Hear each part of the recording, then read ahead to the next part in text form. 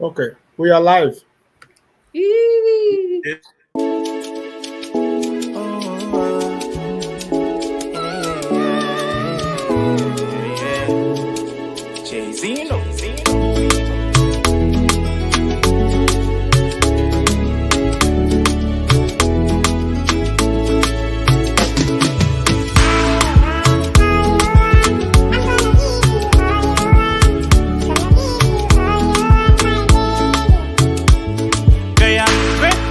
God for the mercy, I'm grateful to God for the blessing, grateful to God for the love you show me, my baby.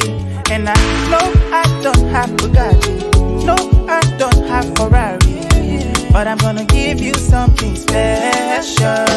Hey, I'm crazy in love with you, mama. Want your body, na na na. I be your Davido, you be my Chioma. Baby girl, be mine, yeah. I'm crazy in love with you, mama. Want your body, na na na. I be your Davido, you be my Chioma. Baby girl, be mine.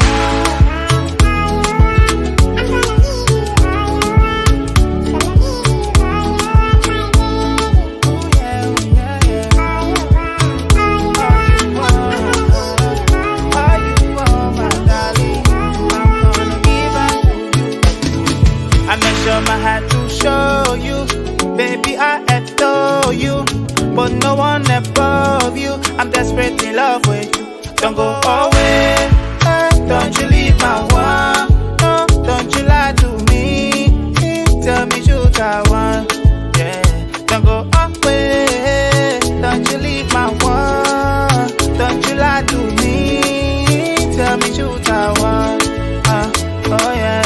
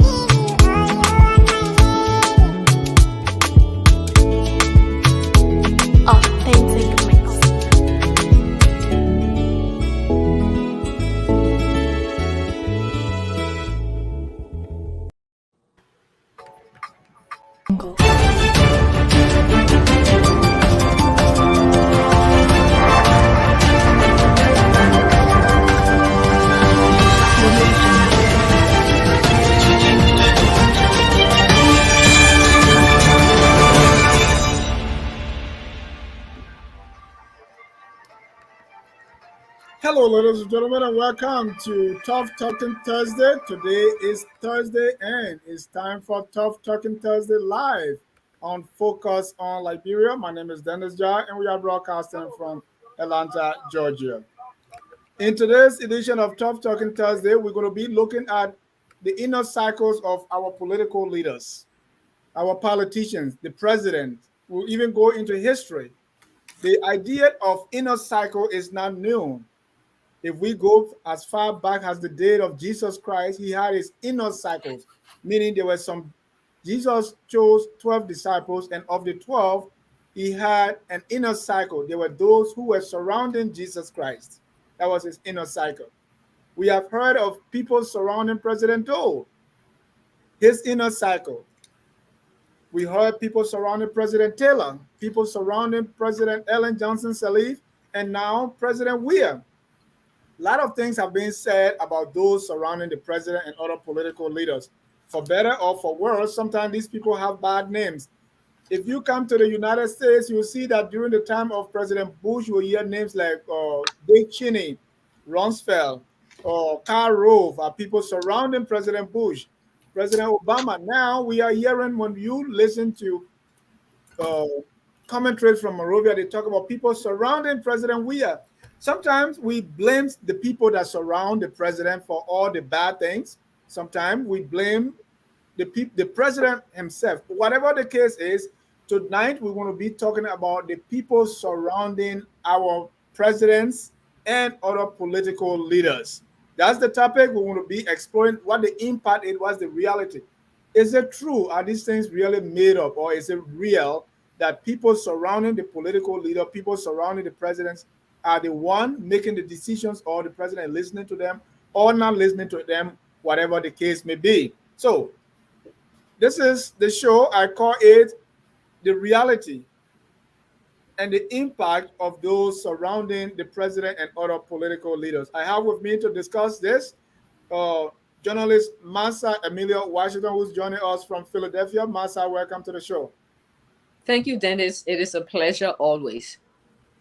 I also have our governance and planning consultant, Mr. Ahmed Salif. Mr. Salif, welcome to Focus on Liberia. Thank you, Dennis. It's a pleasure to be on with Commissioner Washington, Mr. Sheriff. Let's do it. Also have Mr. Mohammed Sherry. He is the FOL political analyst. Mr. Sherry, welcome to Focus on Liberia. Dennis, it's always good to be here. Thank you. We cannot have a show if we don't have our chief political analyst, Mr. Wilmon Wetty Cooney, who's joining us from Philadelphia. Mr. Cooney, welcome to the show. Thank you, Dennis. Happy to be here. And just want to say hi to all the panelists. Last and definitely not the least is Mr. Anthony V. Kesseley, who has the privilege of surrounding one of our political leaders. Mr. Kesseley, welcome to the show. Mr. Kesseley, are you there? Mr. Kesseley is having some challenges here.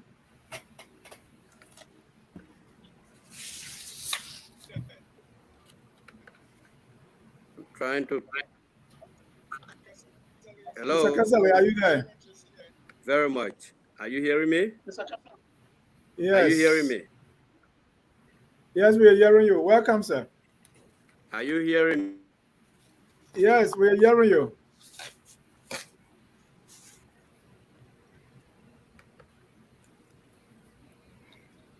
Mr. Kesseley, are you there? All right. Mr. Kesseley is having some technical difficulties here. So, ladies and gentlemen, welcome again. We want to welcome our viewers from across the globe. Let me start by saying, for each of you, we're talking about those surrounding the president. I know you have heard something like that before. So let me ask you, what is your own understanding of this whole inner cycle business? People surrounding the president or surrounding the politician. We want to talk about people surrounding Mr. Cummings, people surrounding Mr. Boakai, people surrounding President Weah, people surrounding President Sirleaf, President Doe, President Tubber, and the whole 9 yards. What is your own experience with either being surrounded or surrounding somebody? Maybe in your own professional life or political life, you were the one surrounding a leader, or you were being surrounded as a leader.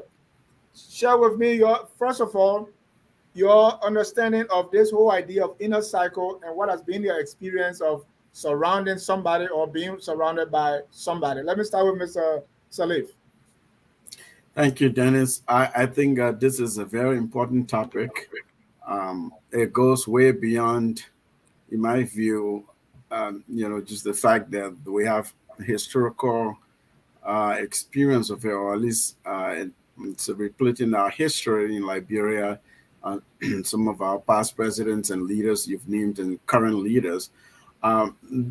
This goes to all kinds of leadership theories, management theories, talks about building team, political. There's a political theory about how do you constitute a cabinet, for example. What are the different types of cabinets that one can constitute, and why? What do you look for? What are a group? There's also a thing called groupthink, right? What everybody thinks alike as a result of a culture that's been cultivated collectively as a group, or whether a leader actually the leader's own personality, whether they are a charismatic leader, whether they are a braggadocio leader, or whether their personality drives and develops a culture around them, creates a value or a system of sort of functioning, a socialization way of functioning around that leader. By extension, then the people around that leader, it becomes I would say contagious of this person's personality, would be it a good or bad trait. It could be personality trait, it could be their leadership vision, it could be just their belief. What do they consider their leadership style, and what are the expectations they set? So by extension, then that drives into performance or incompetence or competence. So it just depends on the leader we're talking about. We cannot talk about people surrounding a leader without talking about a leader, without dissecting that person's leadership style, their leadership philosophy, and so on. So Mr. Salif, in your lifetime, have you been surrounded as a leader, or have you been part of somebody surrounding the leader? Of course, are you kidding, Dennis? I'm I'm from Bupulu. I'm a leader there.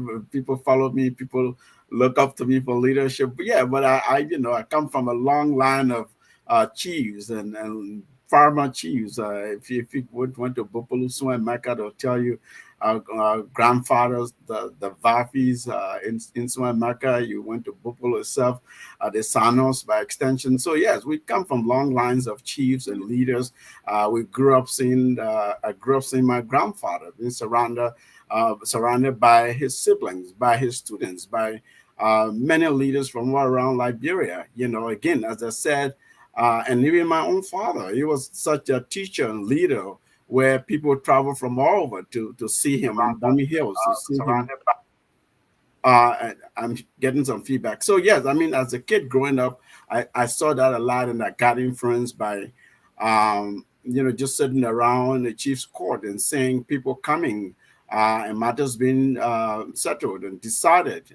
You saw that growing up. You realized this one individual wields so much power, and people respect that person so much. They make decision that impacts the whole community, that impacts families, that brings families together, and potentially even divides people depending upon what the objective is. Yeah, so I've been surrounded by people, but I've also seen it in real time. Thank you. Let me go to Ms. Washington. This whole idea about people surrounding the leader, and what's your own experience with it? Thank you, Dennis. First, let's establish that the concept of an inner circle is actually a perfectly normal and very important part of the human behavior. Probably it's not only, I don't think it's limited to just the humans. When you look at other species, animals, you will see they have the tendency to group according to the type, their kind, and whatsoever. So, but us humans, we practice it on the larger scale. So it's perfectly normal. You want to belong. Not only do you want to belong, but you want to be with people who speak your language. They share your philosophy most of the time. They are in your corner. They are people you love, and at least you feel they love you. They are people you know or you feel will support you, and you are supportive of them. And so basically, your inner circle will be people that you will be comfortable with, period. So sometimes people may disagree in an inner circle setting, but if you have a mature and intelligent inner circle, those disagreements are always again handled within the inner circle. So it's perfectly normal, this concept of inner circle. Where I stand with this, let me just say that my personality type is like both ways. I am a leader in my family, in my community, amongst my friends, but then my personality style is that I will sometimes step aside and allow other people to also experience what it is to be a leader as well. I'm more of a supportive person. Um, when I, for example, when I work with other colleagues, and if it's a project and that person is the head of the project, that person should rest assured that they have my support. As long as they're doing all the right things, they have my support and they have my loyalty. And I also expect that when I'm in a leadership position from people I consider my inner circle. You want to work with people who share your vision and work towards a shared goal, because one of the reasons leaders fail is that the people surrounding them, especially the inner circle, they don't really share the vision. They don't really share, they don't have the same shared goal.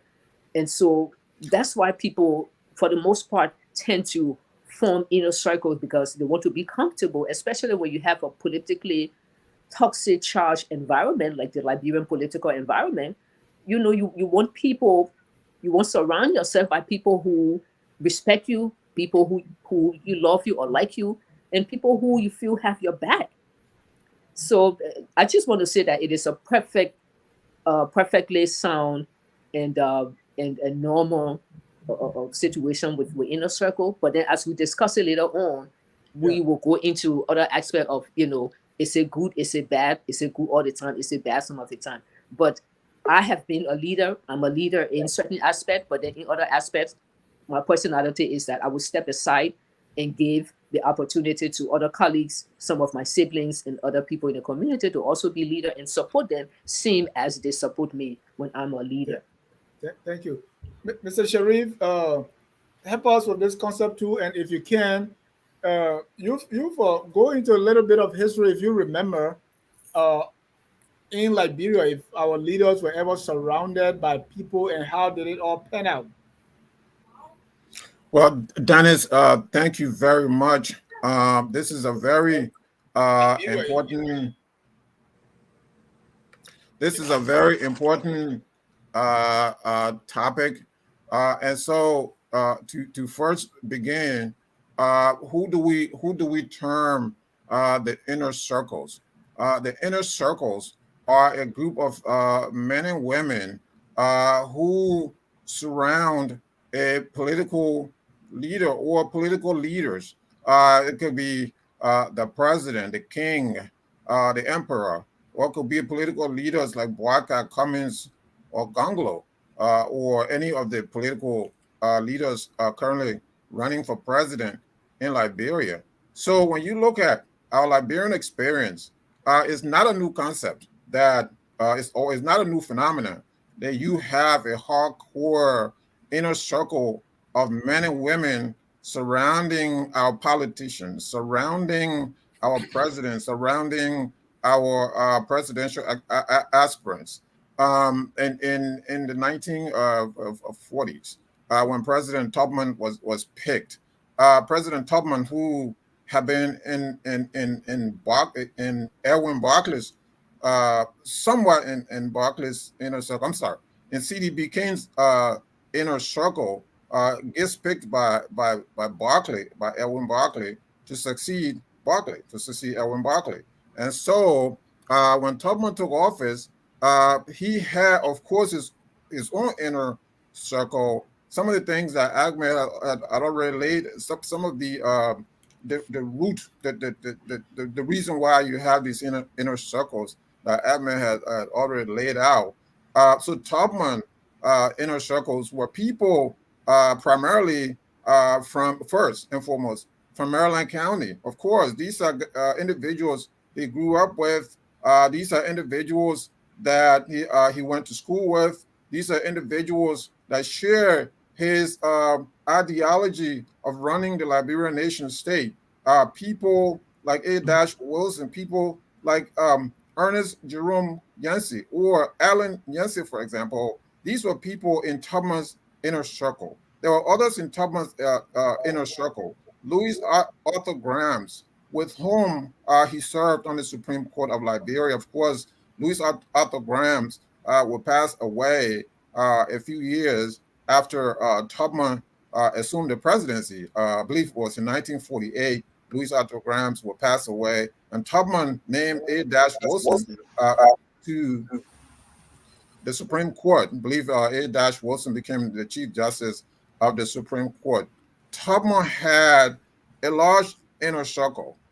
And so the idea there, it's a good thing. It's a great thing to have inner circles, and I will proceed in a minute with other presidents who also had inner circles, like Tubman. It's a great idea to have inner circles, but using inner circles to for selfish intent is why inner circle can be a bad thing. So going back to Tubman, after the Tubman years, Tober had his own inner circles. But while Tubman was president of Liberia, uh, what happened was members of his inner circle could not do anything wrong. So you had Alan Yancey, who perpetuated this whole uh, decadent system of ritualistic killing in Maryland County, something that we've talked about on this show, on this platform sufficiently. And so after the Tubman years, when Torber took over, Torber then clamped down on those heinous practices. And so he went directly at Tubman inner circle. So Alan Yancey and the former superintendent of Maryland County, Anderson, and those guys who were involved in ritualistic killings were tried and hanged. We've already sufficiently talked about those. And Torber's inner circle also included people who were in Tubman's inner circle. So you have people migrating from one inner circle to the other. Example, Richard Henry's. Richard Henry's was a trusted confidant of Tubman, and Richard Henry's in the Torber years, Richard Henry's was a trusted confidant of Torber as well. Torber confidant also include his elder brother, Frank Torbert, his wife, Victoria Torbert, and many others. And Torber tried to broaden his inner circle to include people who were excluded by Tubman. And so those inner circles of Torber then changed after Dole came into office, and we'll talk about that a little later on. And then it went on and on and on. Thank you, Mr. Sharif. One person here is Mr. Wilmot Wetikuni, who was president of the Union of Liberian Associations in the Americas. He was also chairman of the board of directors of the same association. Mr. Kuni, I believe you are in a circle. People surrounded you when you were president. Share some experience here. Did you pick them? Did they pick you? How did it go? Well, thank you very much. I think as we get started, I think to me the simple definition of inner circle, especially as it relates to the political environment, we are speaking about the power players that are in any administration. That can be referred to as the inner circle. And usually the power players are determined by their shared ideology with the leader. They contribute immensely to the creation or maybe the election of the leader. So by that, they get into that power play situation in the administration of that person. And I'm one of those who believe that even though people try to make the distinction between, there are some people that try to make the distinction between a leader and the members of the inner circle. I think the inner circle reflect who the leader is, because they have to share something in common to get in the inner circle. If you're talking about the political inner circle, now we should also be aware also that there are many inner circles. It's not every circle that surrounds the leader, especially with regard to Liberia, is a political inner circle. Sometimes we got layers of inner circle. You got the inner circle that is clustered with family members. You got inner circles that cluster with political leaders, other key political actors in the country, and so you got this interaction of different set of inner circles based on the leader. Let me be the first to admit here that I have not been in the inner circle of any Liberian political leader. I've supported political leaders, but I've been far from the inner circle.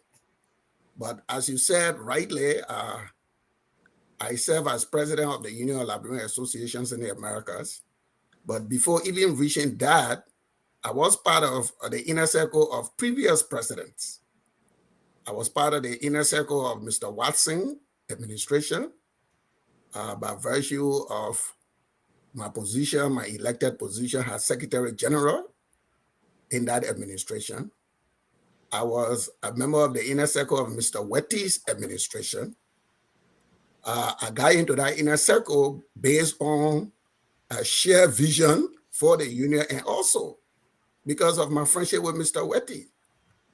Then I also follow with Mr. Kessely, who is here. I was also in the leadership inner circle. We had shared vision. We share common positions, common views, and of course, we are friends. So I myself, when I got elected, there were people that were in my inner circle, who and I, we share, common views on the direction of the union. Some of them, were friends as well. So there are different ways people, get into the inner circle. But I think in my opinion, most of the inner circles that I see, it is because of the shared vision, the commonality in thoughts and in ideas between the leader and those who are in that circle. But then again, there are other, if you go on we will explore later on, if we go on the Liberian political landscape, I've seen inner circles that are not determined by any shared vision or shared ideology in terms of national governance, but we've seen inner circle that is determined primarily by either family connections or other variables. Thank you so much. Oh, we lost Mr. Kessely again. Mr. Kessely, we want Mr. Kessely to also share his experience with this whole idea of inner circle, especially after being in politics for a good bit of time now, and also some community leadership. But let's go back. There are many things here I wanted for us to kind of delve into, and we're going to. I want to call it a fireside chat. As we explore this topic. But let me bring on Mr. Kessely. Mr. Kessely, sorry, I know the technology and technical difficulties are in the way, but we really want you here. So let's do the best we can to have you. Let me start. I mean, your political involvement go way back when you were secretary of at the foundation or the forming of the Liberian People's Party. It continues throughout your days in EULA also, and you ended up the previous position is, or you were in the inner circle of Vice President Joseph Newman Boaka, if I'm correct. So share with us this your take on the concept of inner circle and your own experience, especially being surrounded and also surrounding other people. Oh, thank you. Can you hear me? Yes, sir. Go ahead, Okay, Mr. Kessler, we can hear you. Let me firstly give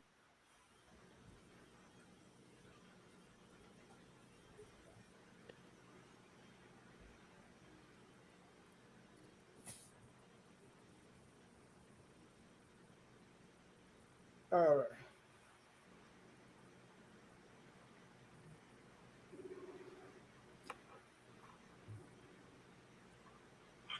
All right. Go ahead, Mr. Kessler. You are live on the phone. Yeah, listen, I really didn't want to disturb this conference. I don't know what's happening. I've used all the modern gadgets I have here, changing from one to one. Each time it runs a little while, it boots me out. They say expire, and then I will come back in for a little short time. It boots me out. So I've been in that cycle.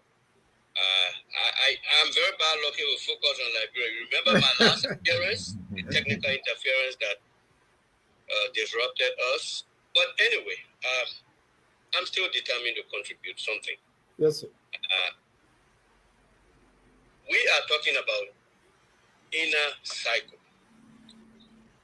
Firstly, I am going to proceed very cautiously on I'll keep on putting myself on, and when it puts me out, I will come back on. So I hope you can put me on right now. Okay. I have to proceed cautiously, like I told you when I was invited. I said this is a topic that is a little touchy for me. For the mere fact that I serve individuals in political position known as advisor, and they are still living, they are still active in the political process. And a lot of confidentiality surrounds this position of official advisor. For example, advisor to the vice president, etc., etc. But yes, the issue of inner cycle, to me, is very, very hard to define. Are you getting me? Yes, sir. Are you getting me? Yes, sir. Oh, good, good. You just tell me out. It's very hard to define. It may shock you for me to say that you could even be the officially employed or hired advisor, and you still pretty much may not be that full-blown inner cycle member. When we talk about inner cycle, I don't think it comes with the title, the official position that one has. I'm sure at one point or another, all of you on this panel maybe have served as some close confidant, very close to an official of an organization, a government entity or so, when in fact you are not officially employed in that entity, but you have the ears of the principal.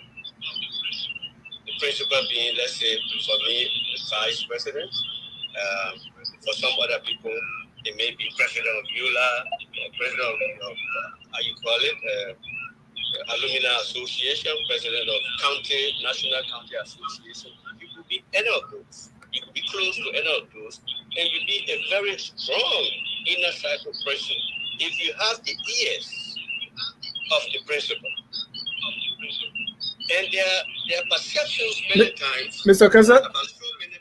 Kesali, just get off the stream, the show, and let's talk through the phone to avoid the feedback. Oh, I thought, because I see myself in the backstage. Right. We want to avoid the feedback. Okay. So let's just use the phone. Okay, let me see how. Okay, let me leave. Okay, go ahead. Okay, yeah, go ahead. Okay. Thank you. So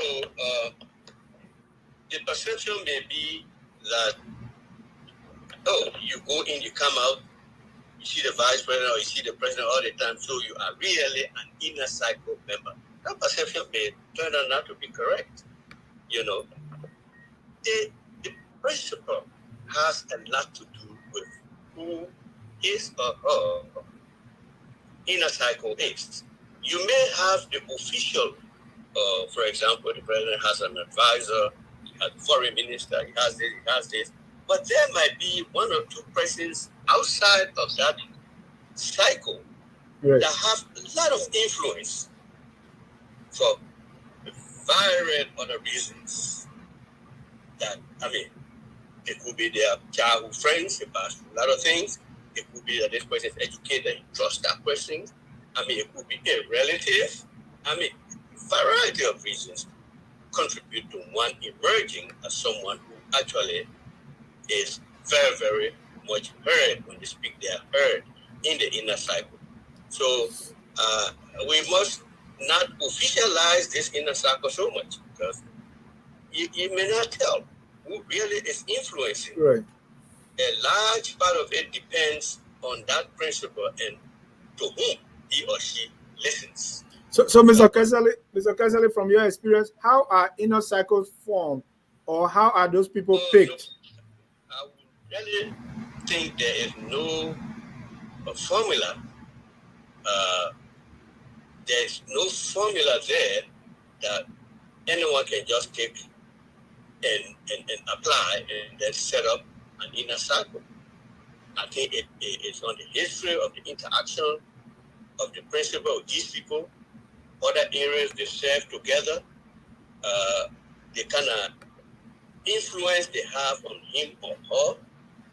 And so I think how it emerges, there might be an officially designated advisory council and all of this, but hey, I mean, when it comes to really who gives that final advice that the principal gives that weight, serious weight to, is not easily defined.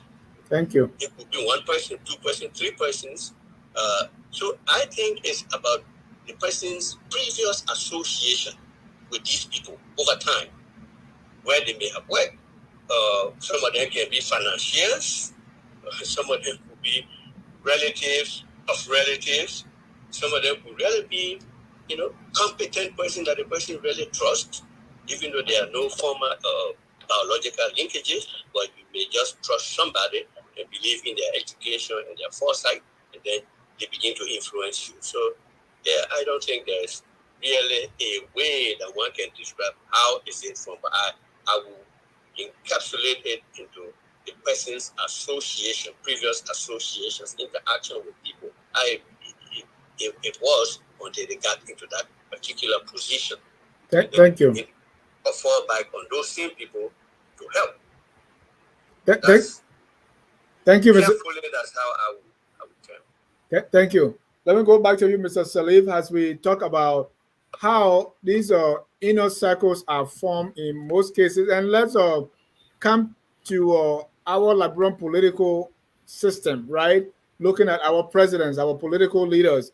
We're talking about Mr. Sharif did a very good job starting with President Tottenham till now to President Weah, and going to Mr. Cummings, Mr. Boakai, Mr. Councillor Gonglo, and all the other political leaders. How are these inner cycles picked? Did they get there, based on, as most of our speakers said, based on previous relationship? Is it based on their ranking, or how? Or the president really is meticulous in kind of picking who to advise, who to be part of that inner cycle, or does it happen by default? What is your thought?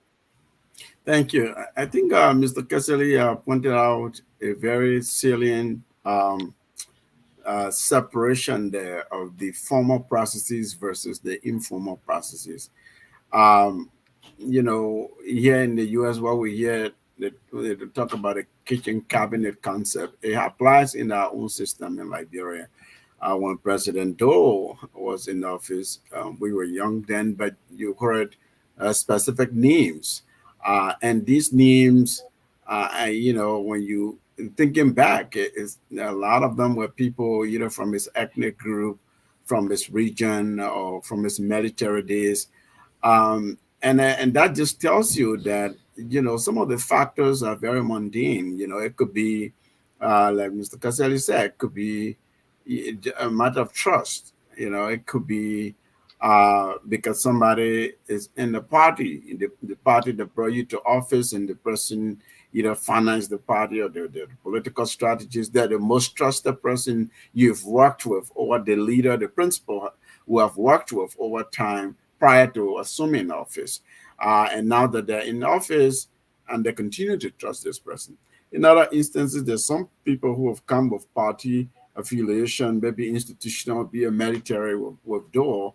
And even with Charles Taylor, in the short time he stayed there, you could say with his NPFR, when it was still a rebel group, they had people, even at that level, like, violent guerrilla warfare environment, you still have inner circles, because these are people that the principal trust. And then, when you transition to presidency, all kinds of things happen before it came from NPFL to NPP. And so there were people who were influential in our transformational process. That some of them are still alive today, some who are passed, and what we've read and heard, that Mr. Taylor was very trusting of these people. And so he put them in strategic positions. During our transitional during our conflict, we know that our country went through all kinds of transitional system of governance, and that eventually then brought us to election in 2005 and so on. During those transitional power sharing, when Ruth Perry, for instance, became a caretaker head of state, we heard that she had people from Cape Town. She's happened to have come from Grand Cape Town County. Some people who have been in your inner circle, the women's groups, and people she grew up with, people she went to school with. We see President Weah. Let's come to today. All right. Some of the people we see in the names we hear today, these are party affiliated individuals who had been there in the trenches, who had been there when things were tough, apparently, and they had withstood all the weathers together. Now they've come to and control instead the affairs of the state. And so the principal may feel that these are the people who actually are responsible for the ultimate, for my being, the head of state today. And so I owe to these people my loyalty, just as I expect them to continue to be loyal to me. Now, there's that element of loyal and trust factors and so on. However, there are also those that may have come with the principle, may have been in trusted relationship with them, and then they arrive and the trust breaks apart, right? Because at that point now, the principle is really weighing, right? There are those who are there because they were appointed officially, state appointment and things like that. The president has the constitutional authority to appoint in will and pleasure. We all know that. But some of those people complain that they don't have access. So there's the bubble, right? Usually there's a bubble around the leader, that kitchen cabinet. In Liberia, we hear of McGill. We hear of Jefferson Kweji. We hear of Mr. Tua, Samuel Tua, the Minister of Finance. When you talk to some people about certain things, they say, oh, no, we don't have control over that. The Minister of Foreign Affairs may be the Minister of Foreign Affairs, but this is really the center of power. This is the center of authority, meaning that the person who has the president's ears, the president whose recommendations have weight, who calls the shots in some cases. Not that the president doesn't make the ultimate decision, but you're looking for influencers, right? So we have all of these happening. I think that there are various factors, like Mr. Caselli said again. If we're really drilling down to the kitchen cabinet concept, the inner circle concept, then we forget about academic theories and what we've read in management school or political science, political theory, and so on. And say, all right, let's focus then on just the whole inner circle concept and see what has worked and what hasn't worked for us. So Mr. Salif. Right. Yeah. Mr. Salif, are these things really true? Do these presidents actually have inner circle that they listen to, that influence them, or is it that something we outside looking in, we believe that is happening? Like in the case of Tue, Mageo, Jefferson Kochi, and the rest of it, do they really influence President Weah, or is it something that we don't know? Well, a lot of it is perception, to be honest with you. So, I mean, I don't claim to know all these individuals. I happen to have been in Liberia in the second half of President Salif's administration. I was working for international government. I was partner to the Liberian government. Then that transition into a consultant phase where during the election period, I followed some of these political people. And when President Weah ultimately won the case and from the court, and then they went through the final stages, was declared the president-elect, I got invited because we had started the CDC thing from Minnesota. Everybody there who had been from the beginning knew me, and they invited me to help sit on one of the subcommittees, so help with some of these writing tasks and help them form the government. So I had the opportunity to come closer to some of these people. Some of them I knew before, some I didn't, some I just got to know them. And then you realize there's some individuals within the inner circles who are more inner circles than others. The others are just matter of perception on the outside. The public thinks that this person wields power, this person wields power, right? But then if you really go back and look at leadership theories too, you could see no matter how you do in a Liberian context, some of that academic manifestation is happening in front of us. An individual who has state authority, whether you're a minister, you're appointed as a minister of whatever portfolio you have, you also you then create your own center of power around you, your own little presidency of finance, city hall, and so on. So they have their own followings, and then so how does that then link to the presidency? How does that break through the bubble that's created around the president? It could be very dangerous, and it could also be beneficial. Dangerous in that the president may not be able to hear the real things that are happening outside, what the people need, what the problems are. They may be feeding the principle with these lies or these this everything is okay, this is working, things are not working. Those who have the right perspectives, who are able to actually give the real true advice to the principal, are not able to break through the bubbles because they don't have that kind of intimate influence. And again, based on so many various factors, some we know in the public, some we just don't. Thank you. And let's at this point, let's make this more conversational. Anyone, you can jump in at any time. Let's just discuss. So let me come to Miss Washington. People that are having this inner circle, is it something based on their personality, like is it because maybe they depend more on the inner circle because they don't know much, or because of their character, or because they know so much they don't need an inner circle? How has it played in Liberia? Do we see people that are, we can say that are more charismatic depending on inner circle, or not leaning much on inner circle, and then those we perceive as not knowing much, leaning more inner circle? How has that power dynamics been to you, and what have you seen so far from your experience on how the power play when it comes to inner cycle, and not just president but political leaders as well?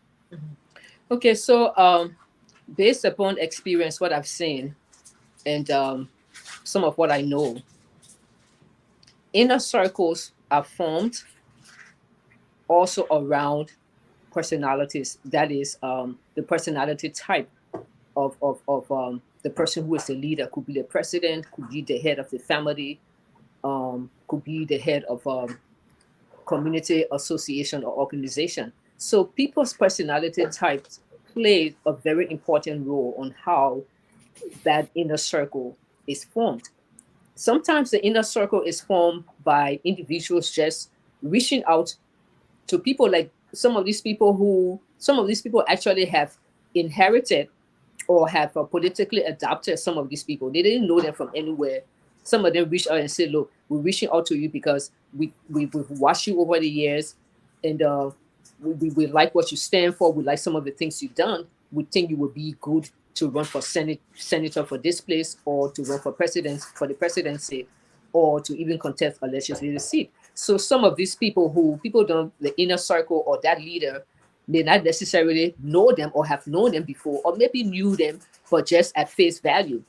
So this person come with something that the offering, it's like, I can work with you, I can pour some weight behind you to make you get to where we think, you can be. So inner circles are formed, basically, people look at the needs. What needs do people bring? As other panelists was talking, I was just jotting down so I don't forget. Like people's need, for example, people bring people on board because they think they need them. Maybe they have certain skills, or maybe they got money. In the case with the CPP, again, I may not be 100% correct, but I think one of the reasons that people were gravitating, especially that whole CPP group, towards Mr. Cummings, and we've heard it through these social media grapevine and stuff, is that Cummings got money. Cummings got money. Let's bring him on board. He can help us extend.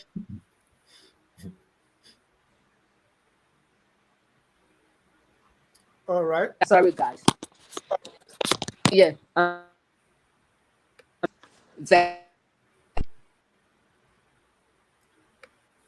At Focus on Liberia, we discuss everything Liberia. From education to politics, arts and culture, entertainment, agriculture, history, religion, family, and technology, Focus on Liberia uncovers and showcases the best of Liberia and shows the world the truth about Liberia. We educate, elevate, and promote all things Liberia. We conduct interviews, panel discussions, debates, and more. Tune in to Focus on Liberia on Facebook and YouTube and be a part of the stories that make up the news. This is Focus on Liberia, and I am Panelist. Thank you so much. Massa, please fix your camera. You are sideways, so fix that. And let me go to Mr. Cooney as we talk about more inner cycle. Right now, we have our politician. We have President Weah. We have okay. Ms. Washington, you can continue your thought. You are muted. Please unmute yourself. We are not hearing you. Okay, you are not muted, but we are not hearing you. All right, so you can get off and come back in as I go to Mr. Cooney. Mr. Cooney, does President Weah have an inner cycle? And if you know, how is that going? Does Mr. Cummings have an inner cycle that you know of? Does Mr. Walker have an inner cycle? Let's discuss the inner cycle of these political leaders and or party leaders and see what we can learn from their inner cycle based on either from their shared ideology or their policy, their decisions. Well, as I indicated earlier, the concept of inner circle, I think it evolves around people that have working relationship, people that have the same belief system, and people that the leader, again, the key point here is who does the leader trust in terms of implementing their belief, in terms of implementing their vision, who can be counted upon. So in the political arena, I want to believe this is what determines the power players. So I want to believe, I don't know for a fact, but I expect the president to have, people that are closer to him, who are his staunchest advisors, people that he can counsel with, who advise he actually believe in, when he gets into these national deliberations. So, I mean, and I want to believe every political leader, has that support network. Yes, it is based on the leader, but it's also based on to what extent the people that are in this inner circle, to what extent do they believe in the vision of the leader? To what extent do they support the vision of the leader? To what extent are they loyal to the leader? So these are different variables that put people in this inner circle. And with some leaders, the inner circle is formed based on expert knowledge. Right. Based on expert knowledge, people who can actually carry on your agenda. So there are some leaders that form their inner circle based on that expert knowledge. There are some leaders that form their inner circle based on just political support. Who is my staunchest political supporter? So there are different ways people form. And I'm glad Mr. Kessely is here because, I mean, one of the government that, even though I was not in the inner circle, but I came close in terms of working with the government was the interim government of national unity. So at that time, the goal of the interim government was the creation of peace in Liberia, the implementation of the ECOWAS peace plan that will bring peace to Liberia. I was not in the inner circle, but I observed that some of the prominent people, the power players in that administration, were those who could actually contribute to this outcome. Those were the people that were seen as the prominent face of that arrangement. So yeah, sometimes the inner circle is not based on political jobs or the ranking of people in government, but there are certain times the leader can look among those who are in government and see who can enhance my objectives, who can help me achieve my objectives. So I saw people moving in the interim government based on their unique position as to what they occupy in that government that will help the president achieve the goal of disarmament, the goal of bringing peace to Liberia. So those people, and some of them, it's based on their expert knowledge. It's based on their professionalism. So this is why I'm saying the inner circle can be formed with that. But then you got certain type of inner circle, the brother mentioned kitchen cabinet, where you find some inner circle that actually the word kitchen cabinet now is not used as, it's used as the real kitchen, where you find real relatives in that inner circle that dictate to the leader because of familiar relationship, because of different types of relationship. And in our recent past, again, we were not there, but during Madam Salif government, we could hear names like Estrada Bana. He was not in government. He had no official title. We could hear Ente Gini. All of these people were not in government, you see. So that's how the inner circle play. And this is why I'm saying there is some aspect of it that help you to implement your official policy. And then there is some aspect of it that you drop, the leader put together for different reasons. Right. And as the people say, it could be maybe your old friends, so you have a sway.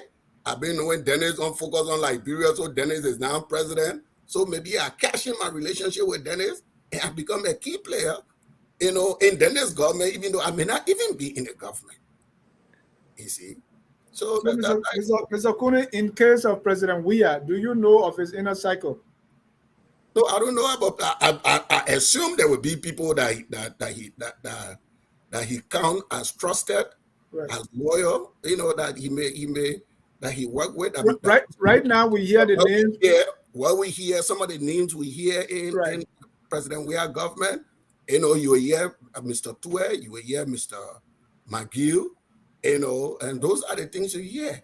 But the question is, maybe if you go outside of Liberia a little bit, let's say for the U.S., is there a political inner circle in the U.S.? I want to believe there is, but maybe it's constructed differently. Because here, everybody come to government based on, specific credentials, specific expert.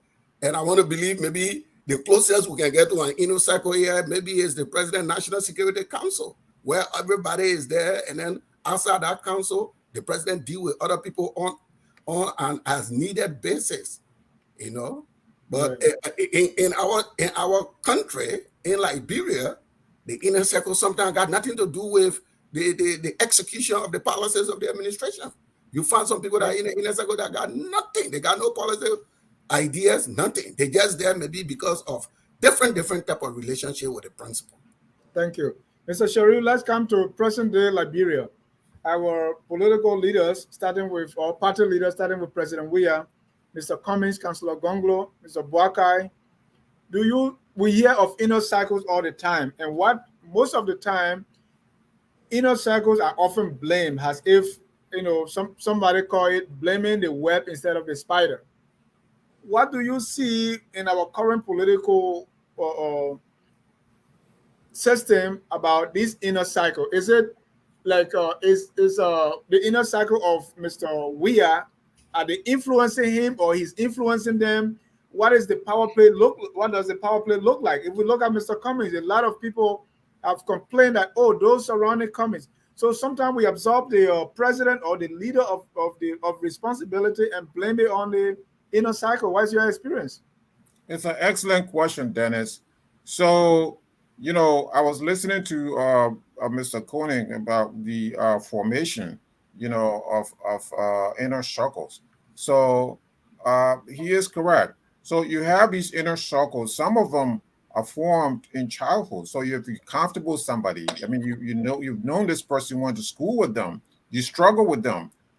So when you ascend to a higher level, or you have an aspiration to ascend to a higher level of, usually in Liberia, as political position, you look for these friends if they're still around, and they become the core inner circles.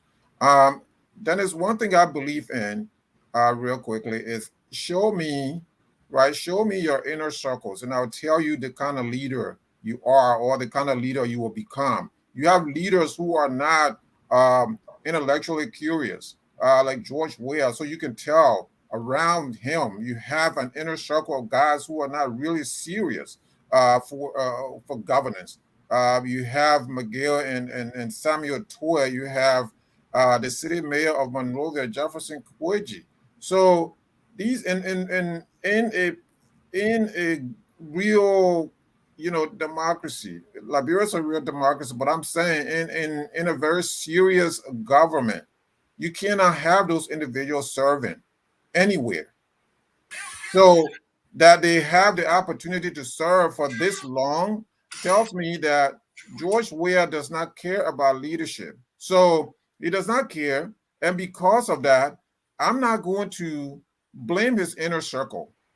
I'm going to blame the president because the president does not have the intellectual curiosity. The president does not have the ideas necessary. He does not have the ideology. He doesn't have what it takes to run a country. So therefore, he surrounds himself with individuals who are microcosmic of himself. So it is really not a mistake if you look at the inner circle of somebody to tell who they are. Because if you trust a Jefferson Kwiji to run the city of Monrovia, and he's running the city of Monrovia as one of the dirtiest cities anywhere in the world, and he still has a job, what does that tell you about your president? So this is what you can look at to determine the seriousness of that president. And you also look at the opposition, because you did ask about the opposition. And I will tell you the same thing. Show me your inner circle and I'll tell you who you are. We had a show the other day and you had someone who is somewhat close to Mr. Cummings. I don't know if she's in the inner circle. I don't want to believe she is in the inner circle, but she is close with Mr. Cummings.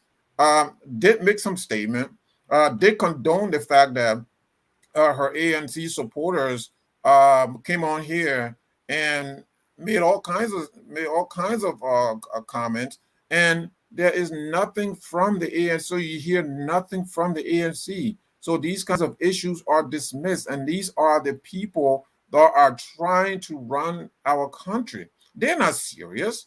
These are not serious people. So there was an interview that Cummings had, I believe it was in 2017, when he said that the budget should be increased from 700 million. Liberia's annual budget should be increased from $700 million to $2 billion. So if I am in the inner circle, I'm circling that comment. I'm asking you, so do you mean $2 billion? How are we going to expend this $2 billion? In what areas are we going to expend this $2 billion? Because we already know that the government is top heavy. These guys are paying themselves. They, a lot of them are millionaires, right? We all know that. This is not news. It's not new news. We already know that. A lot of these guys are millionaires. So I would be asking my political leader, what do you mean? Do you mean for us to spend more money? Or do you mean that we're going to create new programs for which you need this $2 billion? But there's no efficient inner circle. So you look at all of what's going on, there is no efficient inner circle. Hence, you have the kind of political pictures that you have in Liberia at this time. So what Boaka, as far as Boaka goes, I think he is more reliant now on, like Benoni Ure or Yumbli Kanga Lawrence, outside of his political circle. So you don't even know who his, trusted confidants are. You heard Mr. Anthony Kessley say, appointment doesn't even matter. You can be at the highest position in an organization or a government, but there will be that individual who is sitting, somewhere in a zinc shop, who may be part of the inner circle of that political leader. So it's very hard to tell who these guys listen to, and because it's hard to tell who they listen to, they have no real color. They have no real color. You don't know who they are. So someday you get up and say, but who are these guys?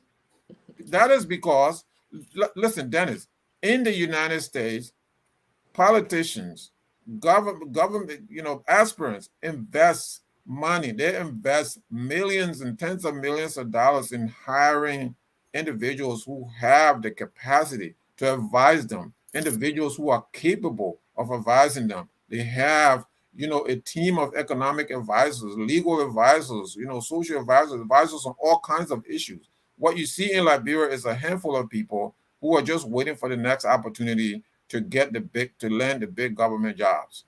Thank you. Mr. Sharif, Mr. Sharif, sorry. Should this inner cycle thing be like a secret society? Should it be secret, or we should really know these people? And if we can tell, and I'm using Mr. Weah, Mr. Cummings, Mr. Boakai, Councillor Gonglo, and the rest of our politicians or political leaders, should we know their inner cycle and be able to analyze them? Because if I'm having a group that I part of my kitchen cabinet, I should see that they should have various personalities, leadership style, and skills that I'm using. Do we know the inner circles of our politicians? If no, why? If yes, who are they? Of course, I mean, if a principal is a responsible leader, you want to know the inner circles because that tells you a whole lot about the thinking processes of the principal. It tells you whether the person is transparent or not, whether they're corrupt or not. If everybody in my inner circle comes from Bomi County or Western Liberia, whether Cape Mount or Bapulu, and they're all speaking my my various languages that I speak from that region, the people I've went to school with, people that are somewhat connected to me one way or another, that tells you something. It tells you, this is a leader who lives in a bubble. This is the leader who may not be transparent. Maybe they're hiding something. Maybe they're corrupt. Maybe, they have these people to protect them. And a leader may need that, right? Even in the U.S., you have you may not have the kind of inner circle as we're talking about. What you hear is this kitchen cabinet concept. What does that mean? They talk about the cabinet within the cabinet in the presidential system here in America. They talk about the Secretary of Defense, the Secretary of State, and the Secretary of Treasury. Those are the three most important cabinet positions. And then you have the National Security Council. And on the National Security Council, there are three different layers, right? You have what are called the ministerial level, and then you have the principals committee. So the principals committee are these three cabinet positions: the national security advisor, the chief, joint chiefs, and those generals. They're the ones who are looking at various elements of national security and feeding it to the president. So that is on an official level. And those individuals are statutorily appointed. They are, some of them people who may have come way back when with the president. You hear about President Biden. They say Secretary Blinken, it's been his longtime aide, his chief of staff, a longtime aide. There's nothing wrong with that. If these people are qualified, if these people have come along because they've helped to help this individual ascend to the high office, then that's fine. But we ought to know them because then we can hold the principal accountable by understanding that decision-making processes. Dennis, I talked about earlier on that if you want to understand this concept of inner circles or kitchen cabinets, don't just limit it to Liberia and say, well, let's understand how our past presidents have done. These people have been cronies. This Liberia patronage system is what we have. Really, we don't have a democracy per se. It's a system of patronage. It's a system of small network of families and friends that you promote, and they promote you and protect your interests. However, if you're looking at, let's say, what Jim Collins talks about, right, and in the management theory, that he says, listen, you have a structure of recruiting passengers on your bus. What is your bus? Your bus could be the institution you're leading. It could be the country. It could be a company. It could be a community organization. That is the bus. That bus has a destination. How does the bus get to the destination? He says, make sure you recruit the right passengers and put off the passengers that are not qualified to be on the bus. It's not enough to put the passengers on the bus, but it's also who sits in the premium seat. Identify the right seats, and then you figure out how this bus will arrive at its destination without breaking down. However, if you have a bubble where no passenger can even get on the bus, no qualified passenger can get on the bus, or there's no process in identifying talents, recruiting people, all you have is people around the driver's seat, and that's your inner circle. The bus will do more than break down. And so that tells you, yes, in history, different government systems, the Westminster system, some people say, well, how do you have somebody, member of parliament, member of the cabinet, running the executive, and also that? But they say, well, listen, this is a constitutional democracy. It's running. We don't have a constitution. We have the Magna Carta, but it runs. In America, we say presidential system. Liberia mimics America, right? But when you look at Liberia, sometimes it doesn't even really resemble the American constitutional liberal democracy. And so there are all kinds of things that we're dealing with here. Politics is based on sectionalism, it's based on tribalism, it's based on family ties. And so that is the African context, that is the Liberian context. We can't dismiss those factors. Thank you. Mr. Kesseley, you were a policy advisor to VP Boakai. Will you consider yourself as part of his inner cycle? Okay, just get ready to transfer me to the phone in case I'm booted out. All right. I'm really sweating with technical problem here. All right, so be ready. Yes, I definitely did consider myself at certain level of the inner cycle. You have to know that before 2012, I pretty much did not know Ambassador Boakai. As Minister of Agriculture, those kind of things, we knew them, we could see them on TV, but there had been absolutely not a single personal interaction between us, like about him and myself.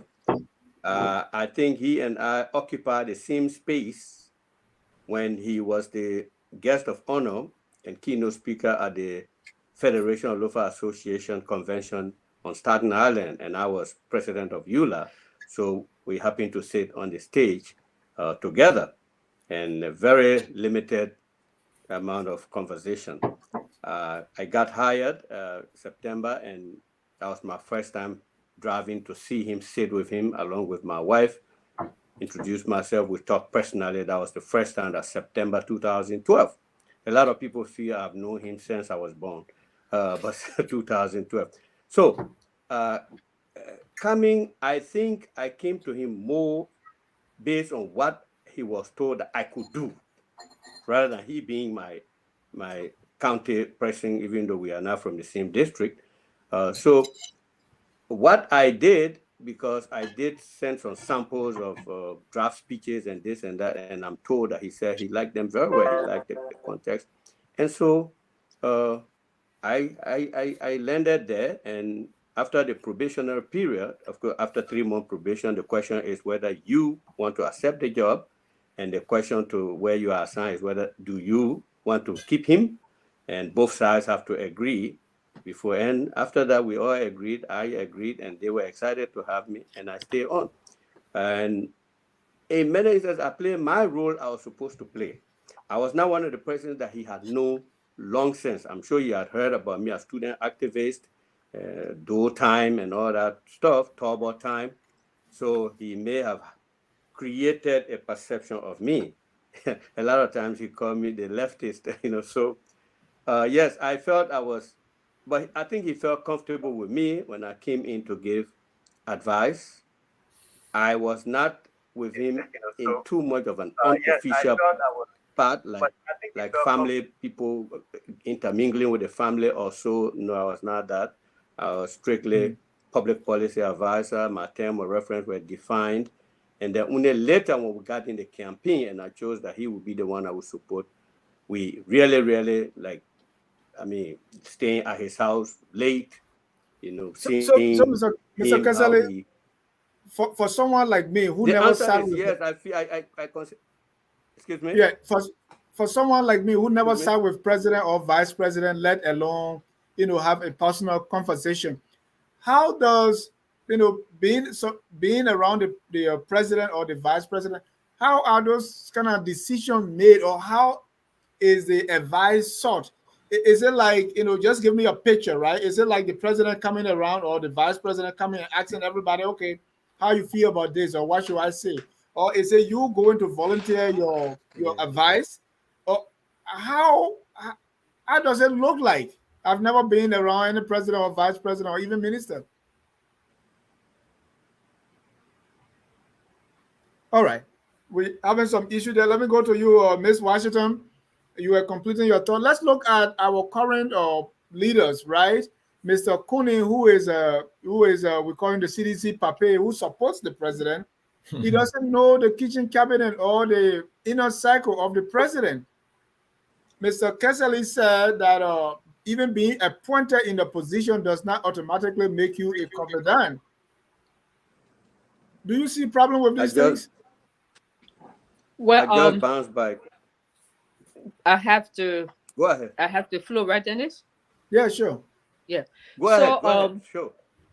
actually, I think some of the panelists here tonight have already stated. Obviously, there are various layers of inner circle, and I think, from what I see from the of the Liberian political system, is that I think the different layers of the inner circle are there to perform a different level of services, or they are good, or they assist, or they are used for certain different aspects of say, for example, the president's presidency. And I think those inner circles members are formed based upon various dimensions. Like, for example, somebody has said before about President Weah, and I'm looking at it and I'm seeing some elements there, that he tend to a large extent, he tend to be grateful to people who he believed assisted him when he was in high school, for example, at the World Heston High School, and when he was struggling living in the Nukutan Tabata and trying to find his way. Like, for example, you see he has surrounded himself with people like Archie Bernard. And I understand that Archie Bernard is one of those who used to help him, assist him with school fees, assist him with things that he needed when he was much younger in his teen and when he was in school. And then also he brought on board Nathaniel Petrie. Nathaniel Petrie at the time used to be at the National Bank, and he was a sports enthusiast, and he sponsored a lot of teams, including basketball teams and soccer teams. And it is my understanding that President Weah is one of those that he sponsored. So you saw that Weah brought Nat Petrie on board. Weah also brought Emmanuel Shaw on board as one of his economic advisors. I understand also that Shaw also assisted him back in the day when he really, was not a household name, when he really needed assistance. So they do have leaders who would form other layers of inner circle. And so he brought him in, I think, as a form of gratitude to them, to say, thank you for being there for me when, I really didn't have anything. But then too, each of them have different skills set, I think, and they have different connections. So he kind of figured that much as he was being grateful to them, I think he thought that it would help him run things as well, because Emmanuel Shaw is supposed to be this quote unquote big economic guru. Nathaniel Petrie was at the National Bank. Archie Bernard is an established businessman forever and ever. People know that he's the son of the former police director, Tommy Bernard. They had Yes Transport. Archie Bernard ran Yes Transport before the war, and he has several businesses. But then also, you ask a very important question. Do leaders, or do our presidents, how do they form the inner circle? So most of the time, people are looking at who would best serve their interests. Like, what I see has been happening with some of the presidents is that within the inner circle, they have their business partners, those individuals who would just run their businesses for them, because that's what they do. Elis Sharif has shares in several businesses. She went into business while in the presidency. President Weah is also doing the same thing. President Doe established several businesses while he was there. But they had people who were running those businesses for them, who also happened to be at different layers of the inner circle. Then you have what we call the youth influence or the youth renaissance. What I say is that during the Samuel Doe time, I can speak more for the Samuel Doe time because I was an adult then, before adult, so I saw a lot of it. You had people like Maxwell Kaba, who was heading one of the youth organization for Samuel Doe. Then you had Joe Willie. He was a geesy guy, slender. He looked a Fuda guy with curly hair, soft curly hair. I knew him, and so they were part of Willie Jones. Yeah, Willie Jones, exactly. Thank you, Cassidy. They were Willie Jones. So they were part of the inner circle of Samuel Doe, but at that level, at that youth level. One time, someone said to me, I think it was Maurice Duclair, who said to me one time, this boy is so powerful. As a journalist, I had gone to cover an event that we're having, and Willie Jones were there with his youth. And I think Maurice Duclair, somebody has said to me, this little boy is so powerful. If you want to see Samuel Doe, he can easily, grant you access to Samuel Doe. So at that level, the youth, all these youth movement, CDC youth or ANC youth and stuff, that's a different level of inner circle. And then we saw it come to play with Ellen Sirleaf. Ellen Johnson Sirleaf is, let me give her respect, former President Ellen Johnson Sirleaf is extremely close to her family. So someone mentioned her brother-in-law, Estrada Bernard, who used to be Minister of Youth and Sports under President Tauber. So even though he did not have an official position per se, but he was one of the shadow, cabinet minister and advisor. And then her sister, Jenna Bernard, that's why you could hear their names. And then also you had her sons who came on board, like Ralph Sirleaf and the rest of them, and they brought their classmates from CWA, people who went to school with them. I'm not going to name people, but you could see some of their friends also made it. And so it's these different layers of the inner circle. But Dennis, you also asked the question, what kind of people are the president surrounding themselves with, these inner circle people? And do they know that some of these people should not really be around them or should not even be considered part of the inner circle? I will give you one or two examples. For example, Mr. Emmanuel Shaw, who is also an economic advisor to George Weah.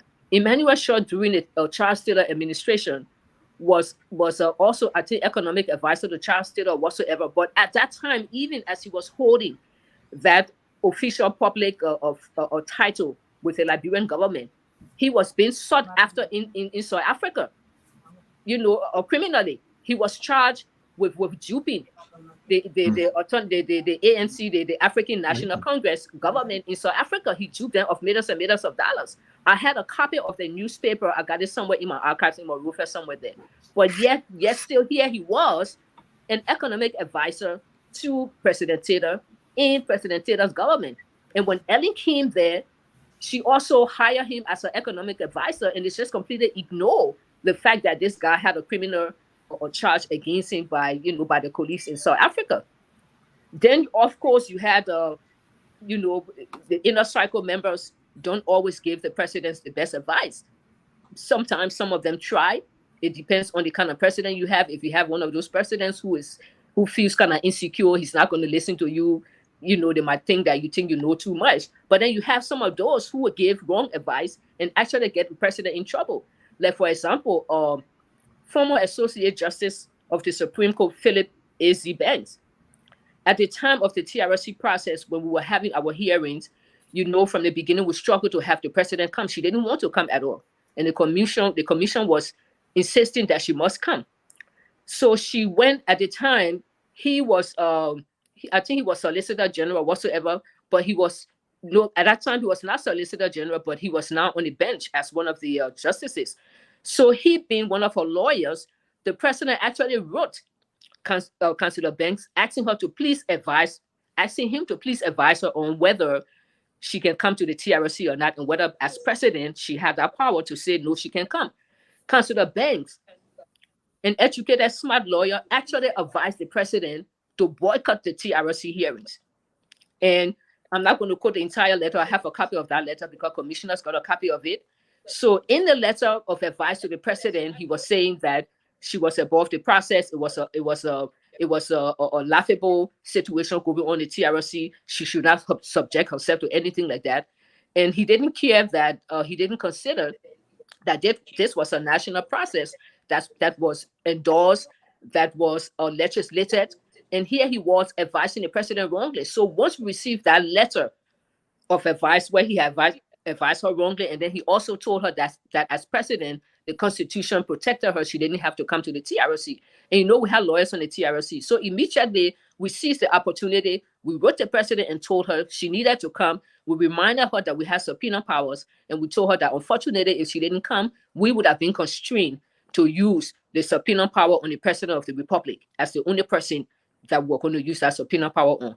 And then when we wrote her, we also CC him. And I remember the last quote in that letter we wrote was, "Thrice is he armed, whose quarrel is just." Because in his advice to the president, he berated commissioner and said he didn't think that we were the type of Liberians that the president needed to, avail herself to. So you can see definitely it was a wrong advice he gave the president, and it created embarrassment for her because that letter, of course, we took the letter to the press.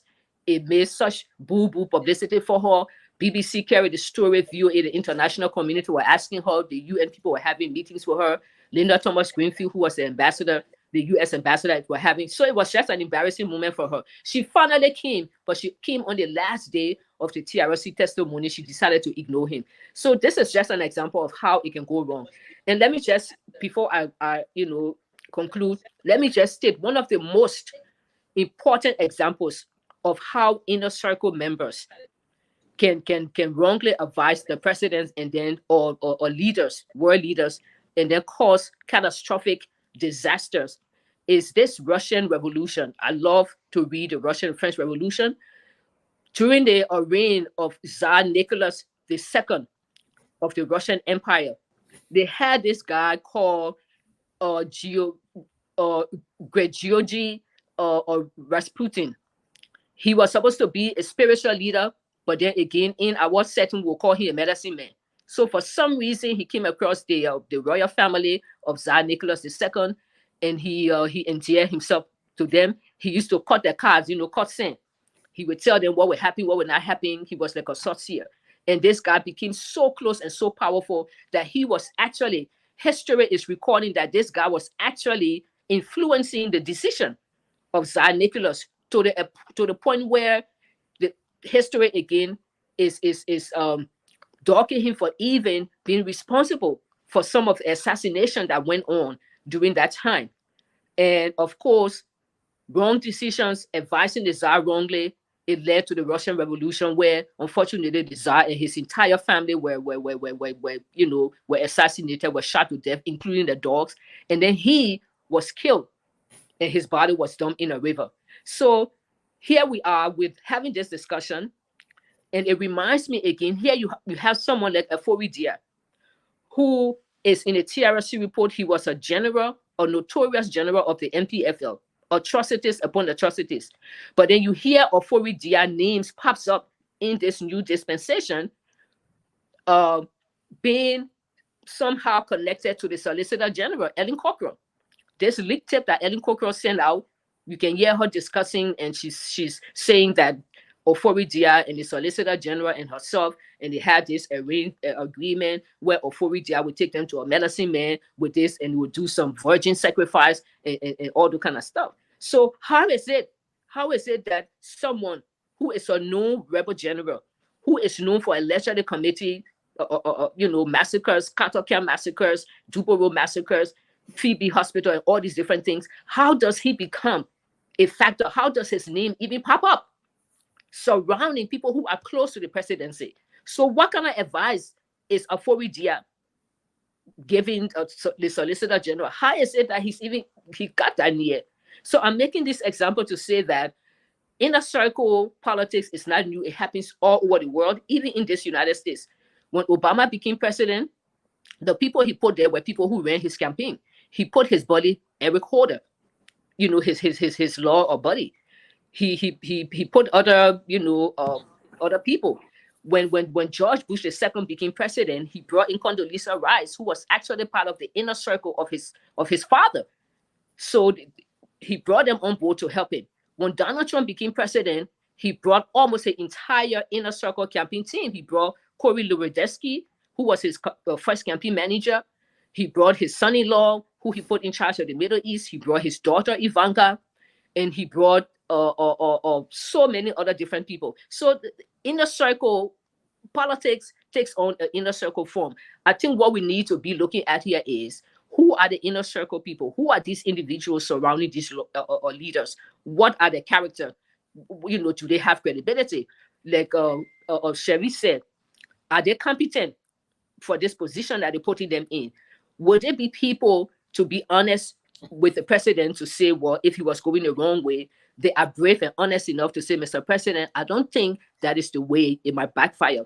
Are they brave to do that? Or do we have presidents who are so narcissistic, they're so full of themselves, they're so insecure that they just want to surround themselves by people who just going to be yes sir, say yes man. So even if you're putting your shoes on and you're putting your socks inside out, or you're putting your left foot to your right foot, like the emperor new cloth, they don't feel free to tell you, sir, you need to turn your socks around, or change your shoe around, because they fear that you might think that they're criticizing you, they're concerned about the jobs, and they want to be a part of the inner circle. So I think when we look at inner circle politics, we should look at the leader. What kind of leaders, what kind of characteristics he had, what human dynamics he brings to play, because the leader, the president, pretty much can drive what the inner circle looks like, and what happens at the end of the day.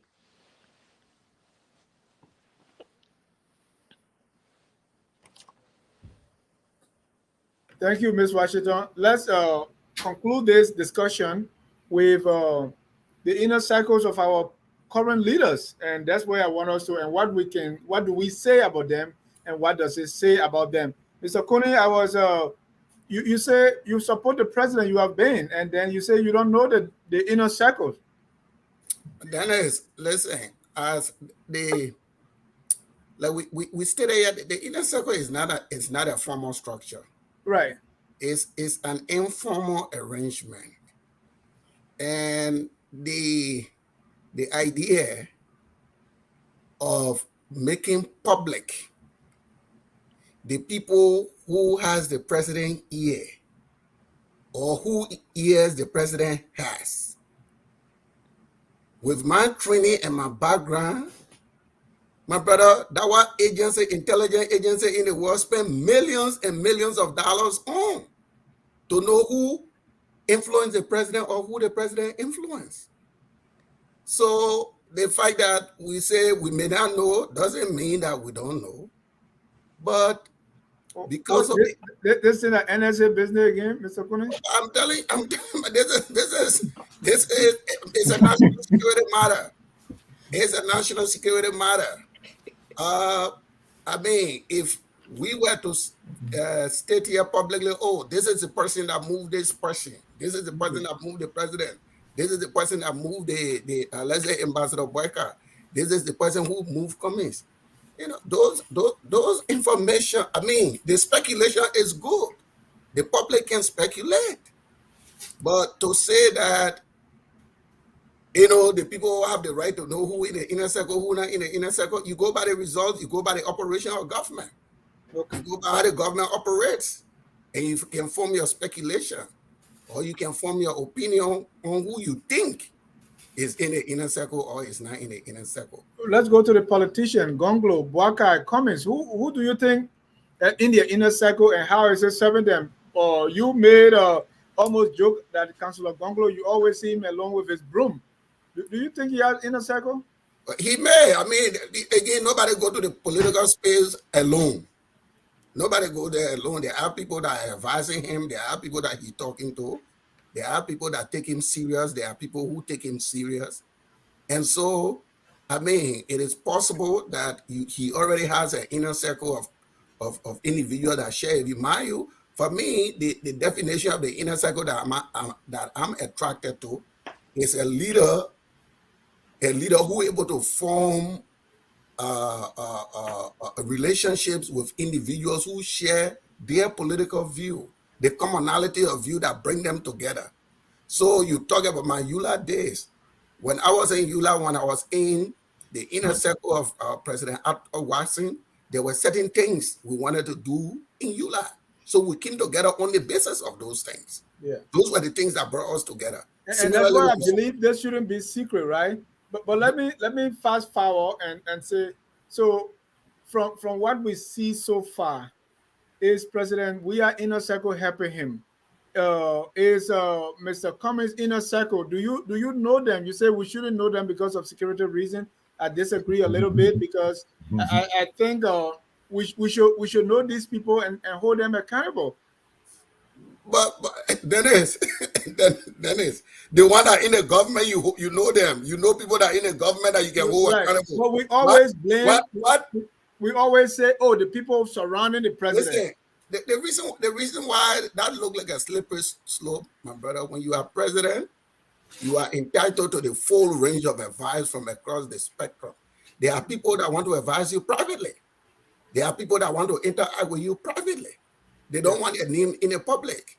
So what I'm saying is, you look at the function of government and see, how the policies of government are executed, and you can draw a conclusion that based on how this government is executing its policies, this is the person that may be the dominant person in the government. And try to put that person in the inner circle, because then we Thank say you.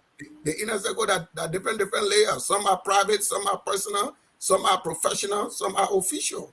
Do you believe Tua and Magay are in his inner circle? I believe Tua and Magay are two of the most prominent ministers of the government. Okay, not surround. Mr. Salih, we always hear those surrounding the president. Those surrounding the president. Sometimes I've heard that those surrounding President Weah has a good heart, but those surrounding him, like Tue, McGill, and Koji, are fooling him. I also hear the people surrounding Mr. Cummings are fooling him because he doesn't know the terrain, he doesn't know the people, and they are fooling him. We also hear about, especially when in an open mic, when Mr. Lobo was telling Mr. Buaka what to say during a town hall, and people say, "Oh, these are the people who are misleading." So most of the time, inner circles or those surrounding our president have a very bad rap. Mm-hmm.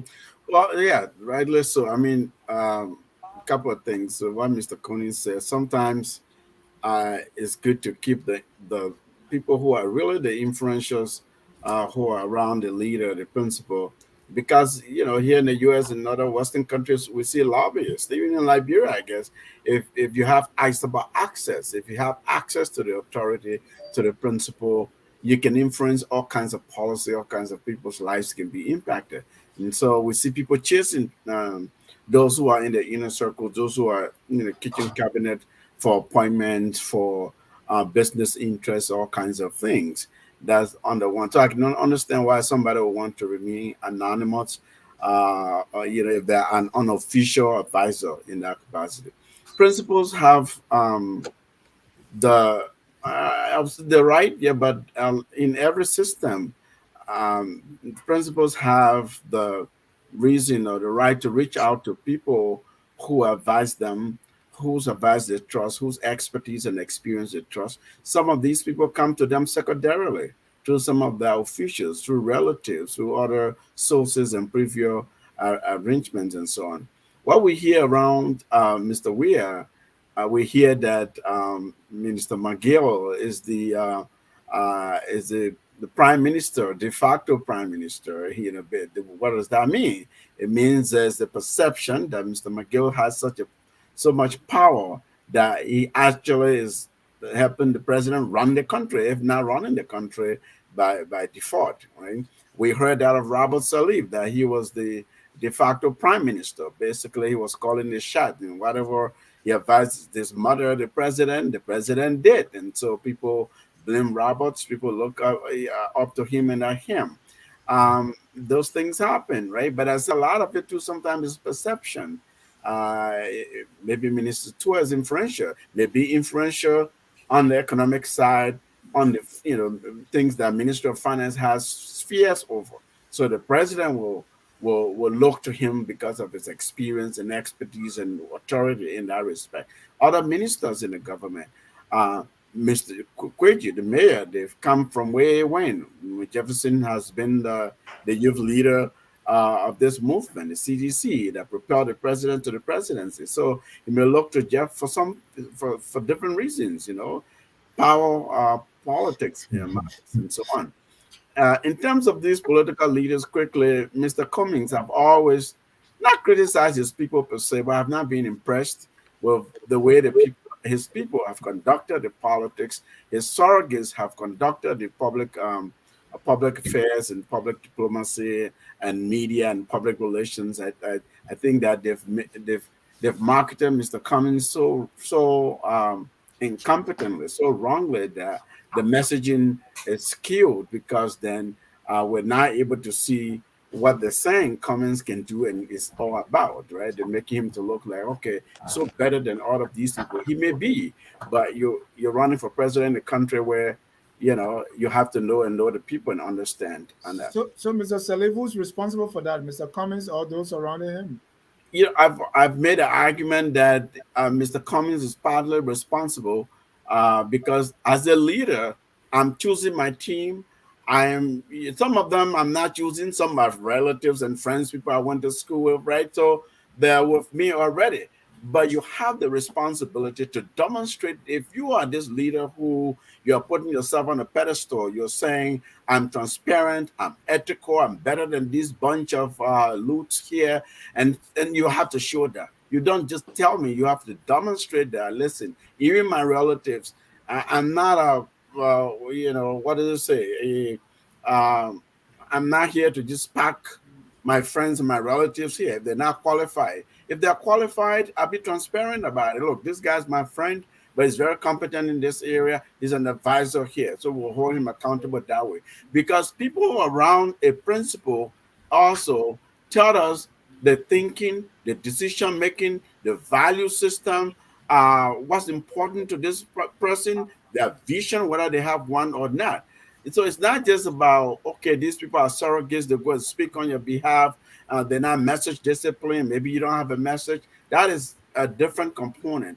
But to me, I look to Mr. Cummings for leadership. He's preaching one thing, and I'm seeing different things happening in the public square. That doesn't convince me. It doesn't win hearts and minds. And politics is about winning hearts and minds, bringing people to your side, making the case to the Liberian people that I'm a better leader. And so that's why I want you to give me the authority of state so that I can do X, Y, Z. And here's how I will do. I will begin demonstrating by the people that I'm appointing, that I'm hiring, the hiring decisions I'm making, the talents that I'm cultivating, I'm recruiting. You see them around me. If they're all disastrous, they're leading the principal in the wrong direction, then what guarantee do I have that when they actually have state power, state authority, that this person will make wise decisions, will be inclusive and transparent in hiring and recognizing, respecting the diversity of the country? That remains to be seen, Dennis. Thank you. Mr. Sharif, let's do a broad sweep, a clean sweep through these political leaders, including President Weah, about their inner cycle or those surrounding them. What do you see? I like the way you put that, a clean sweep, right? So I was listening to Ahmed, and he kind of inferred that George Weah will ask Jefferson Kwiji for advice. I mean, Jefferson Kwiji offers nothing. So if George Weah is relying or leaning on Jefferson Kwiji for anything, then that's not going to get done because Jefferson Kwiji offers nothing. What George Weah should have actually done is send the young man to school so that he gets enough education. I don't care if he went to the University of Liberia. The University of Liberia, our time at the University of Liberia is when the university was the University of Liberia, was when it was Lux in Tenebris. Okay, so right now, it's no longer Lux in Tenebris. So anyway, when you look at all the other principles, don't forget Piso City Tar, who's also in that inner circle. We haven't even mentioned her. McGill is in that inner circle. The finance minister, Samuel Tour, is in that inner circle. Eugene Nagbe, maybe. I'm not sure. I mean, he's worked his way through. with every administration from Charles Taylor to now. So he's kind of a term court opportunist. I don't know if he's in we as inner circle.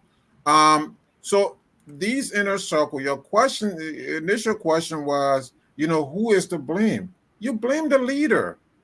So the leader is the one who brought all these people around him. In the case of George Weah. So George Weah is to be blamed if the inner circle is not doing what they're supposed to do. And what do and sometimes, and I think Mr. Kessler mentioned that, inner circle is not just, sometimes it's not just individuals who are in these appointed positions. It can be a family member sitting at home somewhere or sitting in the United States somewhere. Okay, so that person can be an inner circle based on the relationship, as Masa mentioned, based on the closeness to the principal, to the political leader, to that president. It could be a family member, it could be a former classmate, or it could be someone that you went to battle with, right? So and so sometimes in the crucible of struggles of crisis, people are going through different things, whether it was their student life or whether they were struggling to get a job, and they have these individuals that assisted them at one point or another, and they become president. That person who assisted you along the way can be easily brought over as part of your trusted confidant. So that's what this president has done.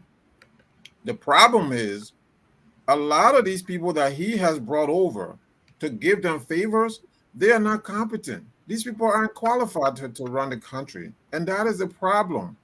And so going on to our opposition leaders. So you look at Mr. Boyka, I think right now, from what we can deduce, is that he is relying more, not internally, but he's relying more on, outsiders like the ALP leader, Mr. Benana Yuri, and Yumbi Kanga Lawrence. He's relying on those individuals. He's relying on other individuals who are not in his political party. That can be dangerous. So sometimes you wonder, where is he getting his advice? Something Mr.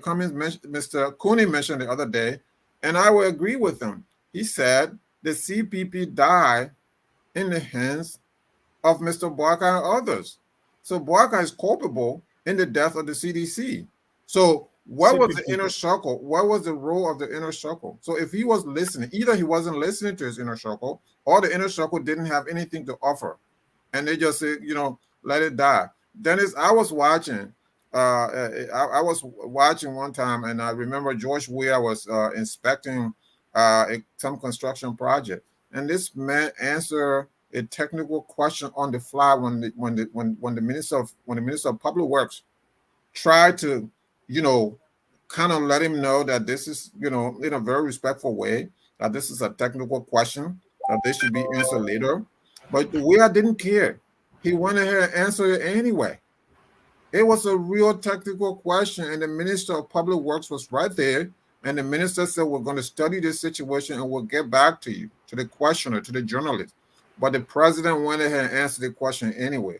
Why do I bring this up? I bring this up to illustrate that these guys don't listen to these advisors that they have. They don't listen to them. So someone has to tell me, maybe Mr. Kessler will clarify this, if Boyka indeed listened to his direct inner circles. Because it doesn't seem that way. Cummins, it doesn't seem that way either. Same with I don't see much with Gonglo, so it would be really difficult for me to tell whether he has an inner core. Somebody say you just see him with his broom. I don't know what that means, but I don't think he has a larger inner circle. The person with the massive inner circle, a boatload of inner circle, is George Weah. And George Weah, we all know the reason why, most of the panelists have said this, the reason why he has all these people around is to pay them back for the favors that they gave him when, he was struggling during those days in Clarendon, other parts of Monrovia. Thank you. Mr. Casale, We're doing a Yes, clean sweep through these politicians on their inner circle, starting with Mr. Boakai.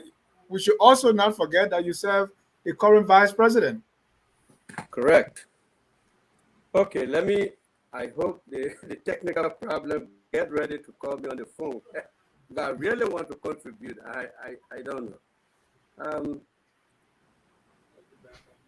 Previously in our political setting, I recall you have had the influences of things like the fraternities, and other things that were very close within the political cycle. Uh, of course, we talk about family members, and we've already gone through that about how an inner circle is formulated. The only other dimension I want to bring there before I get to the Parker issue is Mr. Casale, let me call you on the phone. The line is bad. wonderful. Let it be near me. Okay, go ahead. We want to hear you out.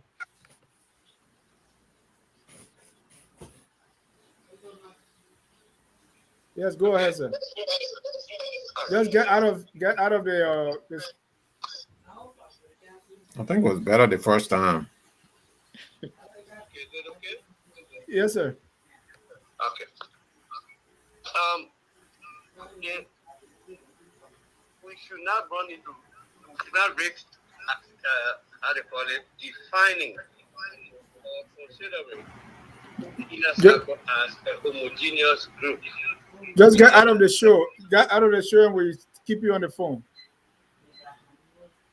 Okay. It's a whole process. Okay, sir.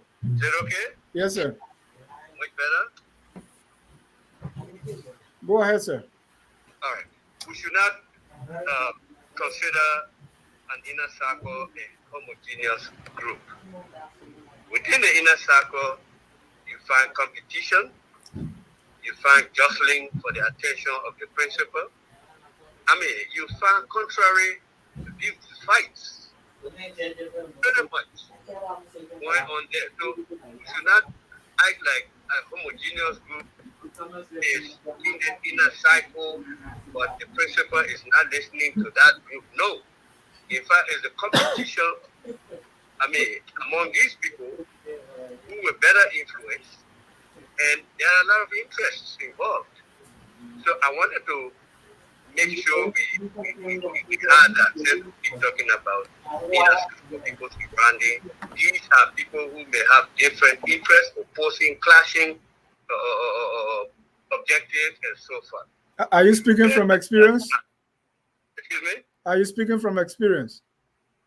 Oh, very much. Okay. Both in the, not both, in the office of Vice President Thomas Wensen when I was a lower level staff, but I pretty much could see a lot of things going on. Then with Vice President Joseph N. Wakai, and then Vice President Buell Howard Taylor.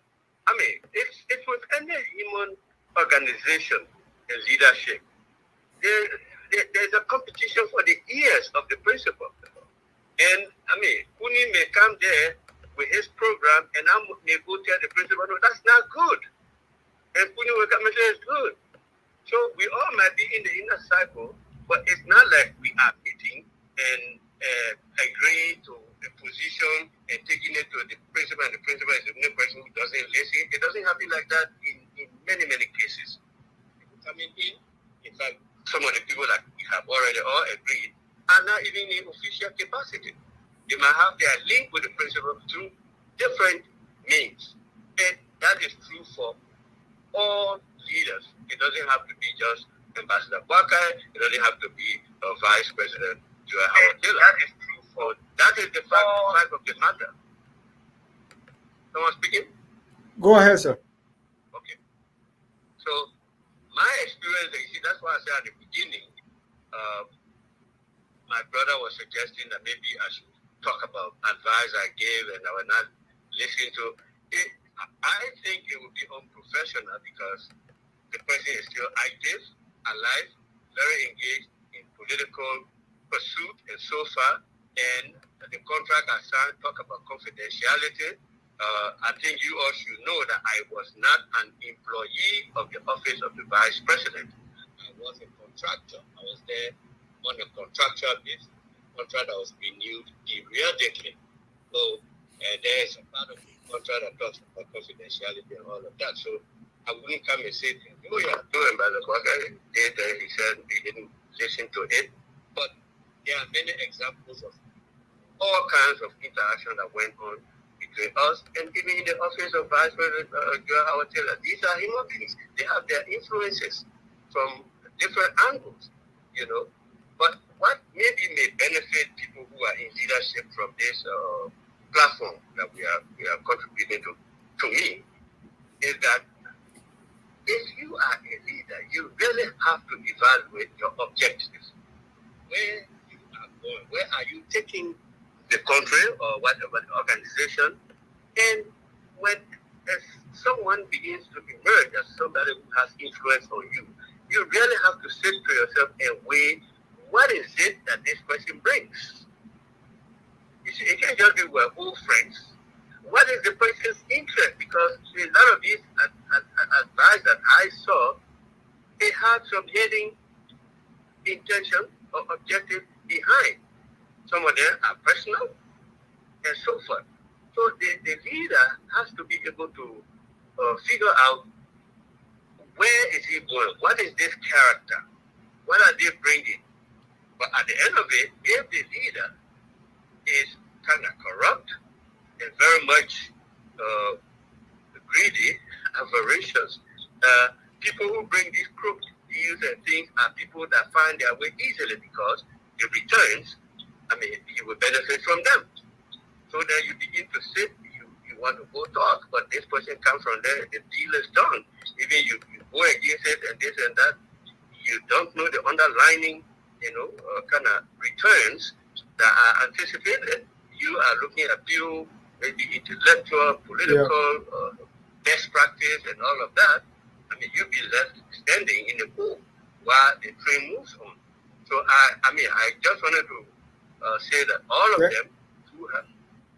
You trying to say something? No, I said thank you so much. Oh, okay. Well, yeah. So all of the senior staff in an office, there's always competition, a little bit jostling here and there for influence, for positioning their personal interests, their good interests, and so forth. So it's a hard topic. That's why I really hesitated our exchange for me to come on this show, because I feel that a lot of things we say here are going to be up in the air, cannot be proven. We may even look at somebody like this person is a member of the inner circle. This person is in and out. He's close to the person might really not have that much weight when it comes to real decisions, But because they come out and pretend, because people want their own profile to go up, you got to say that you are close to the president, So you may not definitely have that heavy weight in the presence of the president, but when you come out, you have your own prestige to maintain. So it's very hard to define inner cycle, and inner cycle is not homogeneous. Thank you so much, Mr. Kesele. At this time, I want to say thank you. Let's use the next 5 minutes for our Tabata session, and then we can conclude. Mr. Kune, what's the Tabata of the week? My Tabata go back to the University of Liberia. I've been following the university lately. The students of the university, they've indicated that there are 2 professors whose credentials, are deficient. The degrees that they claim to have, they don't have those degrees. So the student now, they issue what they call persona non grata to those 2 professors, and they are vowing to arrest others of those 2 professors. And I think it's Tabata. I mean, if someone has a questionable credential to teach at a university, I want to believe the university administration should be able to deal with that. I mean, why would a student say they want to arrest, criminally detain someone because there is allegations that the person's credentials are deficient? I think that's a Tabata. Mr. Sharif. Yeah, and that right there is the lawlessness that we're talking about under the watchful eyes of this administration. So why should that happen? The administration is asleep, and this is all happening. So anyway, mine has to do with Edwin Snow, calling for the dismissal or the firing of the Lone Star coach called Lone Star lost to Morocco 2-0. And he said, his language was, this damn coach. I mean, there's a way in which this is a senator now speaking in this manner, so that to me is my Tabata of the week. I mean, Senate, there's a space, there's a time and place for everything, including what you say and how you say it. Thank you. Mr. Kessler, your Tabata of the week. I don't know whether my Tabata will fall within this week. I'm not a regular. Right. You can go as far back as the month. Okay. Well, my Tabata was the speech given by Mr. Alexander Cummings, and I did make comment on it. In the speech, Mr. Cummings graciously said, though they disagree with the Supreme Court decision on that exit clause, as law-abiding citizens, they will obey it, though they are in disagreement, which is what every decent political leader will do, or actor will do. But then in the same speech, he said he didn't see any reason why they should play any part in the local by-elections, because their candidate, Rani Samuka, was denied. He legitimately won. The local people stood up. So why should they dignify a by-election? But then the point is, the Supreme Court made a decision on Samuka, which is barring him from taking his seat. And there has to be a seat for Lofa County, so there has to be an election. So how can you say you are law-abiding, you respect the Supreme Court decision on the issue of the exit clause, but this one you are saying that the Lofa leaders should boycott it, they should not participate? I saw that as a real big Tabata self-contradiction. Thank you so much. Mr. Salif, what's your Tabata? Well, I saw that the Ministry of Health issued that people arriving at the airport, Roberts International, will no longer pay COVID testing fee.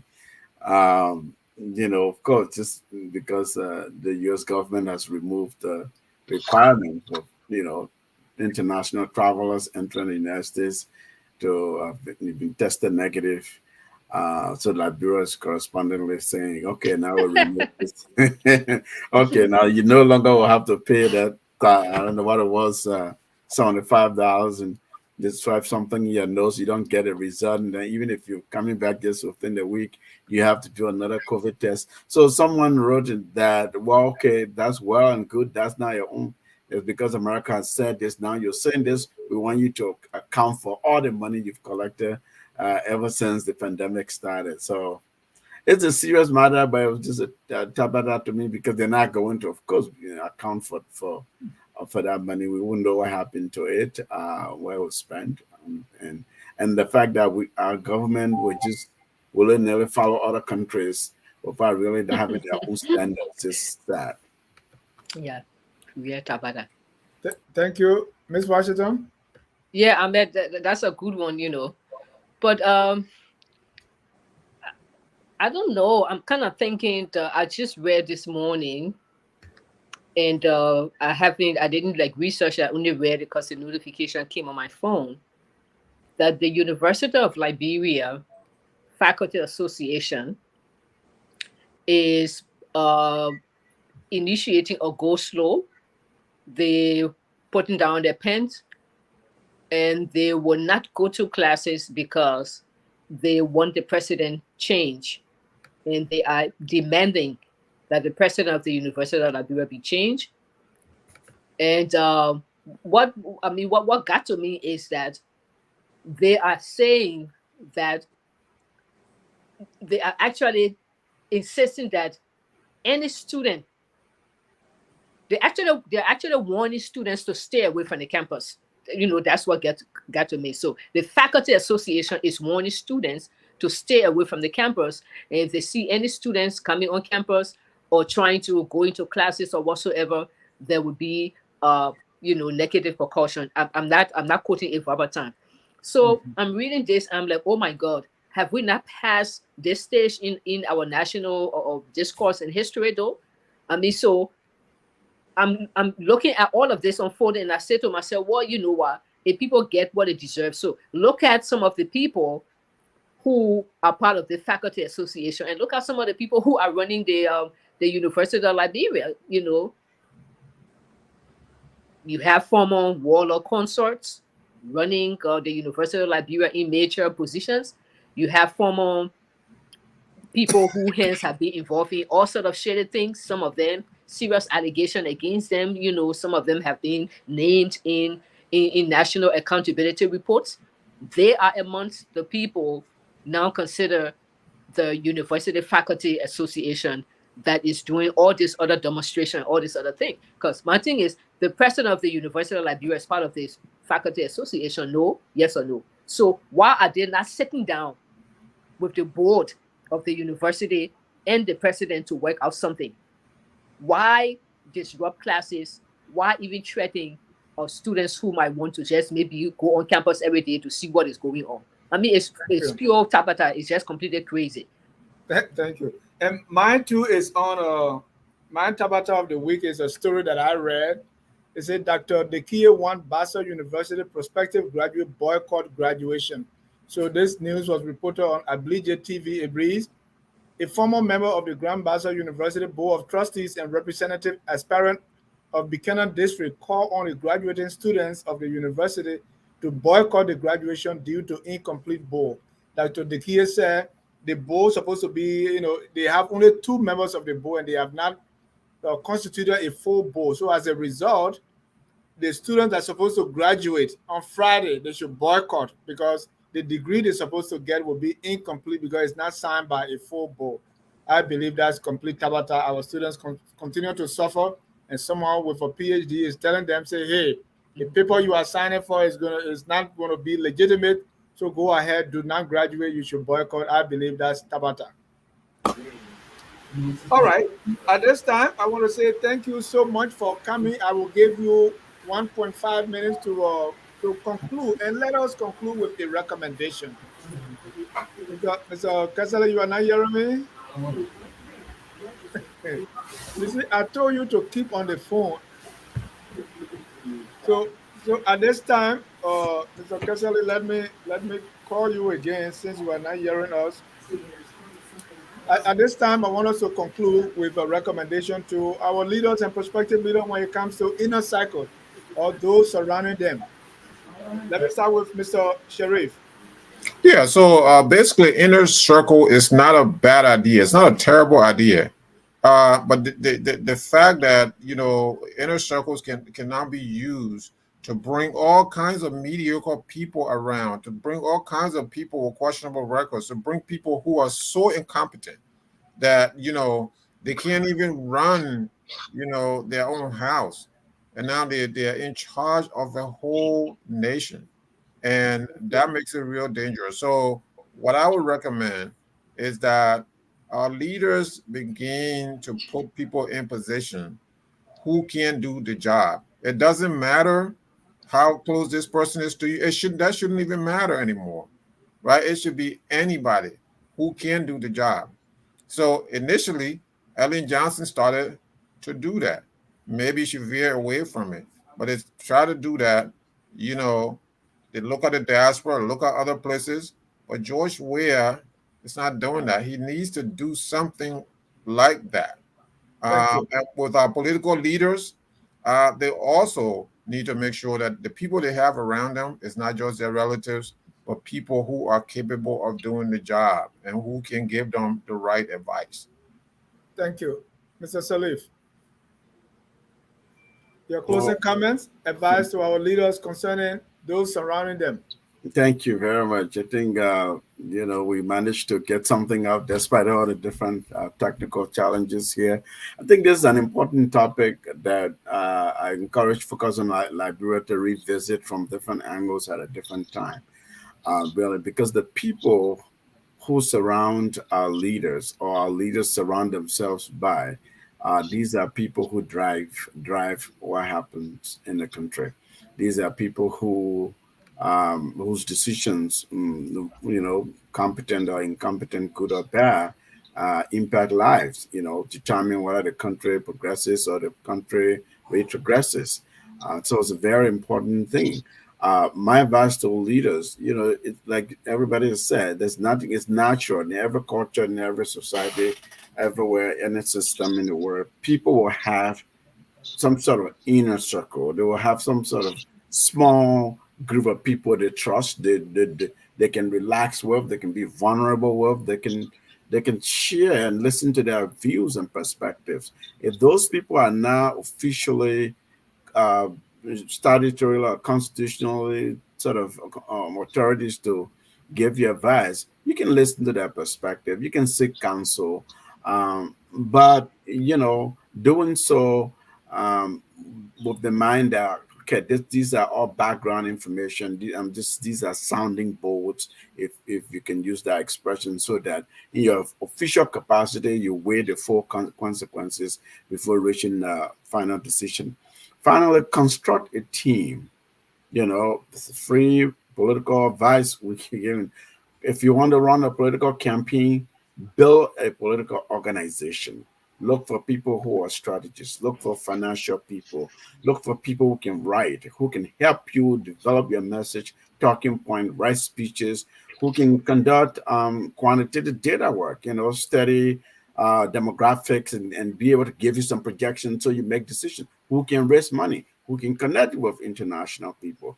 Those are for the political candidates. If you are the incumbent, your president, just know the cabinet you form, the cabinet advises you and impacts people. You have to be able to hire people who are there because they're competent, they know the job, they have the technical skills and experience, can do the job. If they can, you can pay somebody for some other reason, but to look for talents so that the country can move forward. Thank you. Thank you, Mr. Salif. Mr. Kuni. Well, my only advice is that leaders should bring people in their inner circle that will advance the agenda of what they seek out to do on behalf of the people. People who worldview, people who expertise, professionalism, that can be utilized to help the leader,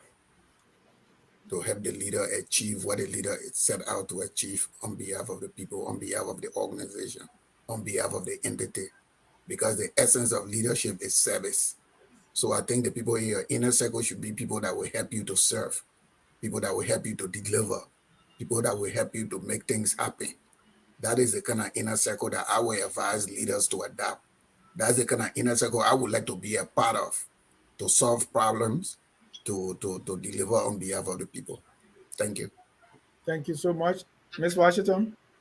Um, I believe that I didn't have enough time to really articulate all of my points that I wanted to articulate concerning this topic because the computer I had a little glitch, it kicked me off. But I want to make a quick correction. The example I was trying to give about how dangerous sometimes members of the inner circle can be in misleading leaders, and I made reference to uh, the Russian Empire and spoke about Tsar Nicholas. I want to make sure that I pronounce that guy name properly. It's always been a tongue twister. His name is actually the medicine man who caused all the confusion. His name is actually Grigory Rasputin. That's his name. So here's my final word. I think leaders, when forming the inner circles, they should try to not be manipulative because you see where leaders try to be manipulative, and when they do that, it causes a lot of problem. Sometimes they recruit bullish people and rude people people who would threaten and bully other people. So I will give you a quick example. You probably know the guy. I'm not going to call him. During the elections that brought Ellen Johnson Sirleaf to power, he insulted that woman in the most horrible way. I pick up phone, call him, and say, no matter what, she's a female. You can't insult her like that. And he was just on her back for years and years. Next thing you know, he goes to Liberia, and then he's recruited in a media position of affluence. And then they said her sister, Jenny Bernard, kicked against it. She didn't want him there because she thought he was rude, he was bullied, he was a bullish, and he was a bully. But it is my understanding that President Sirleaf said that her press secretary at the time and her information minister at the time, they were too docile, they were too moderate, and people were insulting her all over the place, and nobody was standing up for her. So put the guy there because he was vicious, he was a bully, and just how he used to cuss her or carry on, he would deal with her enemies. So that is another form of manipulation. And the guy himself, when I met him, he confirmed this to me. So the way leaders form strong team and inner circle around them to make themselves successful is that they need to learn to listen to feedback. Bring people on board who you know will respect you enough, but they also do not fear you, so they will tell you the truth if they think something is not going right, and try and learn to listen to them. Also, stay away from self-aggrandizement, self-promotion, self-interest, okay? Lying, inconsistency. You want to bring people around you who would lie because it will help you cover up the lie, and all kind of nonsense. And then you have to bring people who have at least some moral compass about them, because morality sometimes help to check us in place. Like you have standards, you have that ethical cord that is the standard and value for which you operate. Because if you're someone who believes in the biblical principle or just the ethical principle of accountability, that you don't steal or you are transparent, you're going to bring that to play in the bigger picture, and stop rewarding incompetence. Sharif is saying it all night. Stop rewarding incompetence and deal with the issue of this lack of accountability. This concept of the untouchable. In a lot of inner circle, you have the untouchables. We saw it with all of them. We saw with Ellen, we saw with Taylor, we saw with all of them. We've seen it today. They are incompetent, but then they stay there for 6 years, they stay there for 12 years. They misbehave, they embezzle, they do all sort of nonsense, but then nothing happens to them because they are untouchable. And then this thing with clique. Where I've seen a lot of inner circle collapse is that they build cliques upon clique. So you have the inner circle, and then they build a smaller inner circle, and then they go and build a smaller inner circle. I think every time you have too many kitchen cabinets and you have all those different layers, guess what? It's going to crack. Like a wedding cake that got so many layers. After a while, it's going to tumble. And so I think that's what happens when presidents don't pay attention. And of course, if you want to be the kind of leader who everything centers around you, sooner or later people will just lie to you. They're just going to lie to you, be like the emperor new cloth. You butt naked walking down the street, but then they say you have on an invisible gown of gemstones, of diamond, of rubies, of pearls and stuff, but you're actually naked. That's my advice. Thank you so much. Mr. Casella, you got the last word. So thank you. And I have the last word, and I ended up having no word because the fellow panelists have said very, very sufficiently what points the principals should look at. What I would add is that in my observation, in my service, not only in government, not only in the offices of the two vice presidents, but in some cases, some principals allow some members of their inner cycle to be pretty much superman or superwoman. When you say finances, they are there. When you say that in every aspect, they seize it and dominate and want to run it. And the principal sits there, not assessing what are the strengths. If you have people in your inner circle, you got to know whose strength is what, whose strength is relevant in what area. and so you can effectively and efficiently use them to achieve separate goals. But we have people who are so overbearing and they are all over the place. It's not too correct. So I think leaders should be very watchful of that. And leaders, like I said earlier, should first know their goal, their destination. Where do they want to take the country or the organizations? And then use people to achieve objectives that each of them can help in achieving. I think that is the best way. But if you let friendship, because you cannot hurt this person's feelings, or this person is close to somebody else, you are jeopardizing your own success. Because ultimately, the last word I would say today, when we say Joseph Jenkins Roberts, who will remember his advisors? Who remembers that name? They will say Joseph Jenkins Roberts' administration did this, they did that, they didn't do this. They're not going to find out who was the political advisor, who was this, who was that. It is your name tomorrow. So you have to bear responsibility of the mandate the people have given you, whether it is the country or in your organization. You have to bear in mind that tomorrow, long days ahead, it is your need in that administration that will be identified. It will not be all these teaching, bearing the name of your teaching cabinet. So you have to be alert as to what each person is contributing. What is each person's worth? What is each person's limitations? So if you want to achieve your objective, I feel that is simple formula you should apply, and then you basically may be able to achieve your objective, or maybe end up being noted for trying to make it the best way possible. At least not becoming failures. Thank you so much, Mr. Kesele. I want to thank all of you for your time, sharing your knowledge, your skills, and your experience, and bringing that to the discussion tonight. I also want to thank our viewers for always staying here with us at Focus on Liberia. We also want to announce that this week we hit our 1 million people reach target in 28 days. Right. And FOL also is a fully 501c3 organization. That means your donations to FOL, or as somebody call it, the PBS of Liberia, will be tax deductible. Keep following us here. We are extending to Liberia. We have our reporters there in Liberia and Sierra Leone. And by the way, our West African correspondent, Mr. Edward Amara, and his fiancée had a bouncing baby boy yesterday. And so we are happy for Edward. Congratulations. So somebody asking, say, oh, so you get job now, you start getting baby?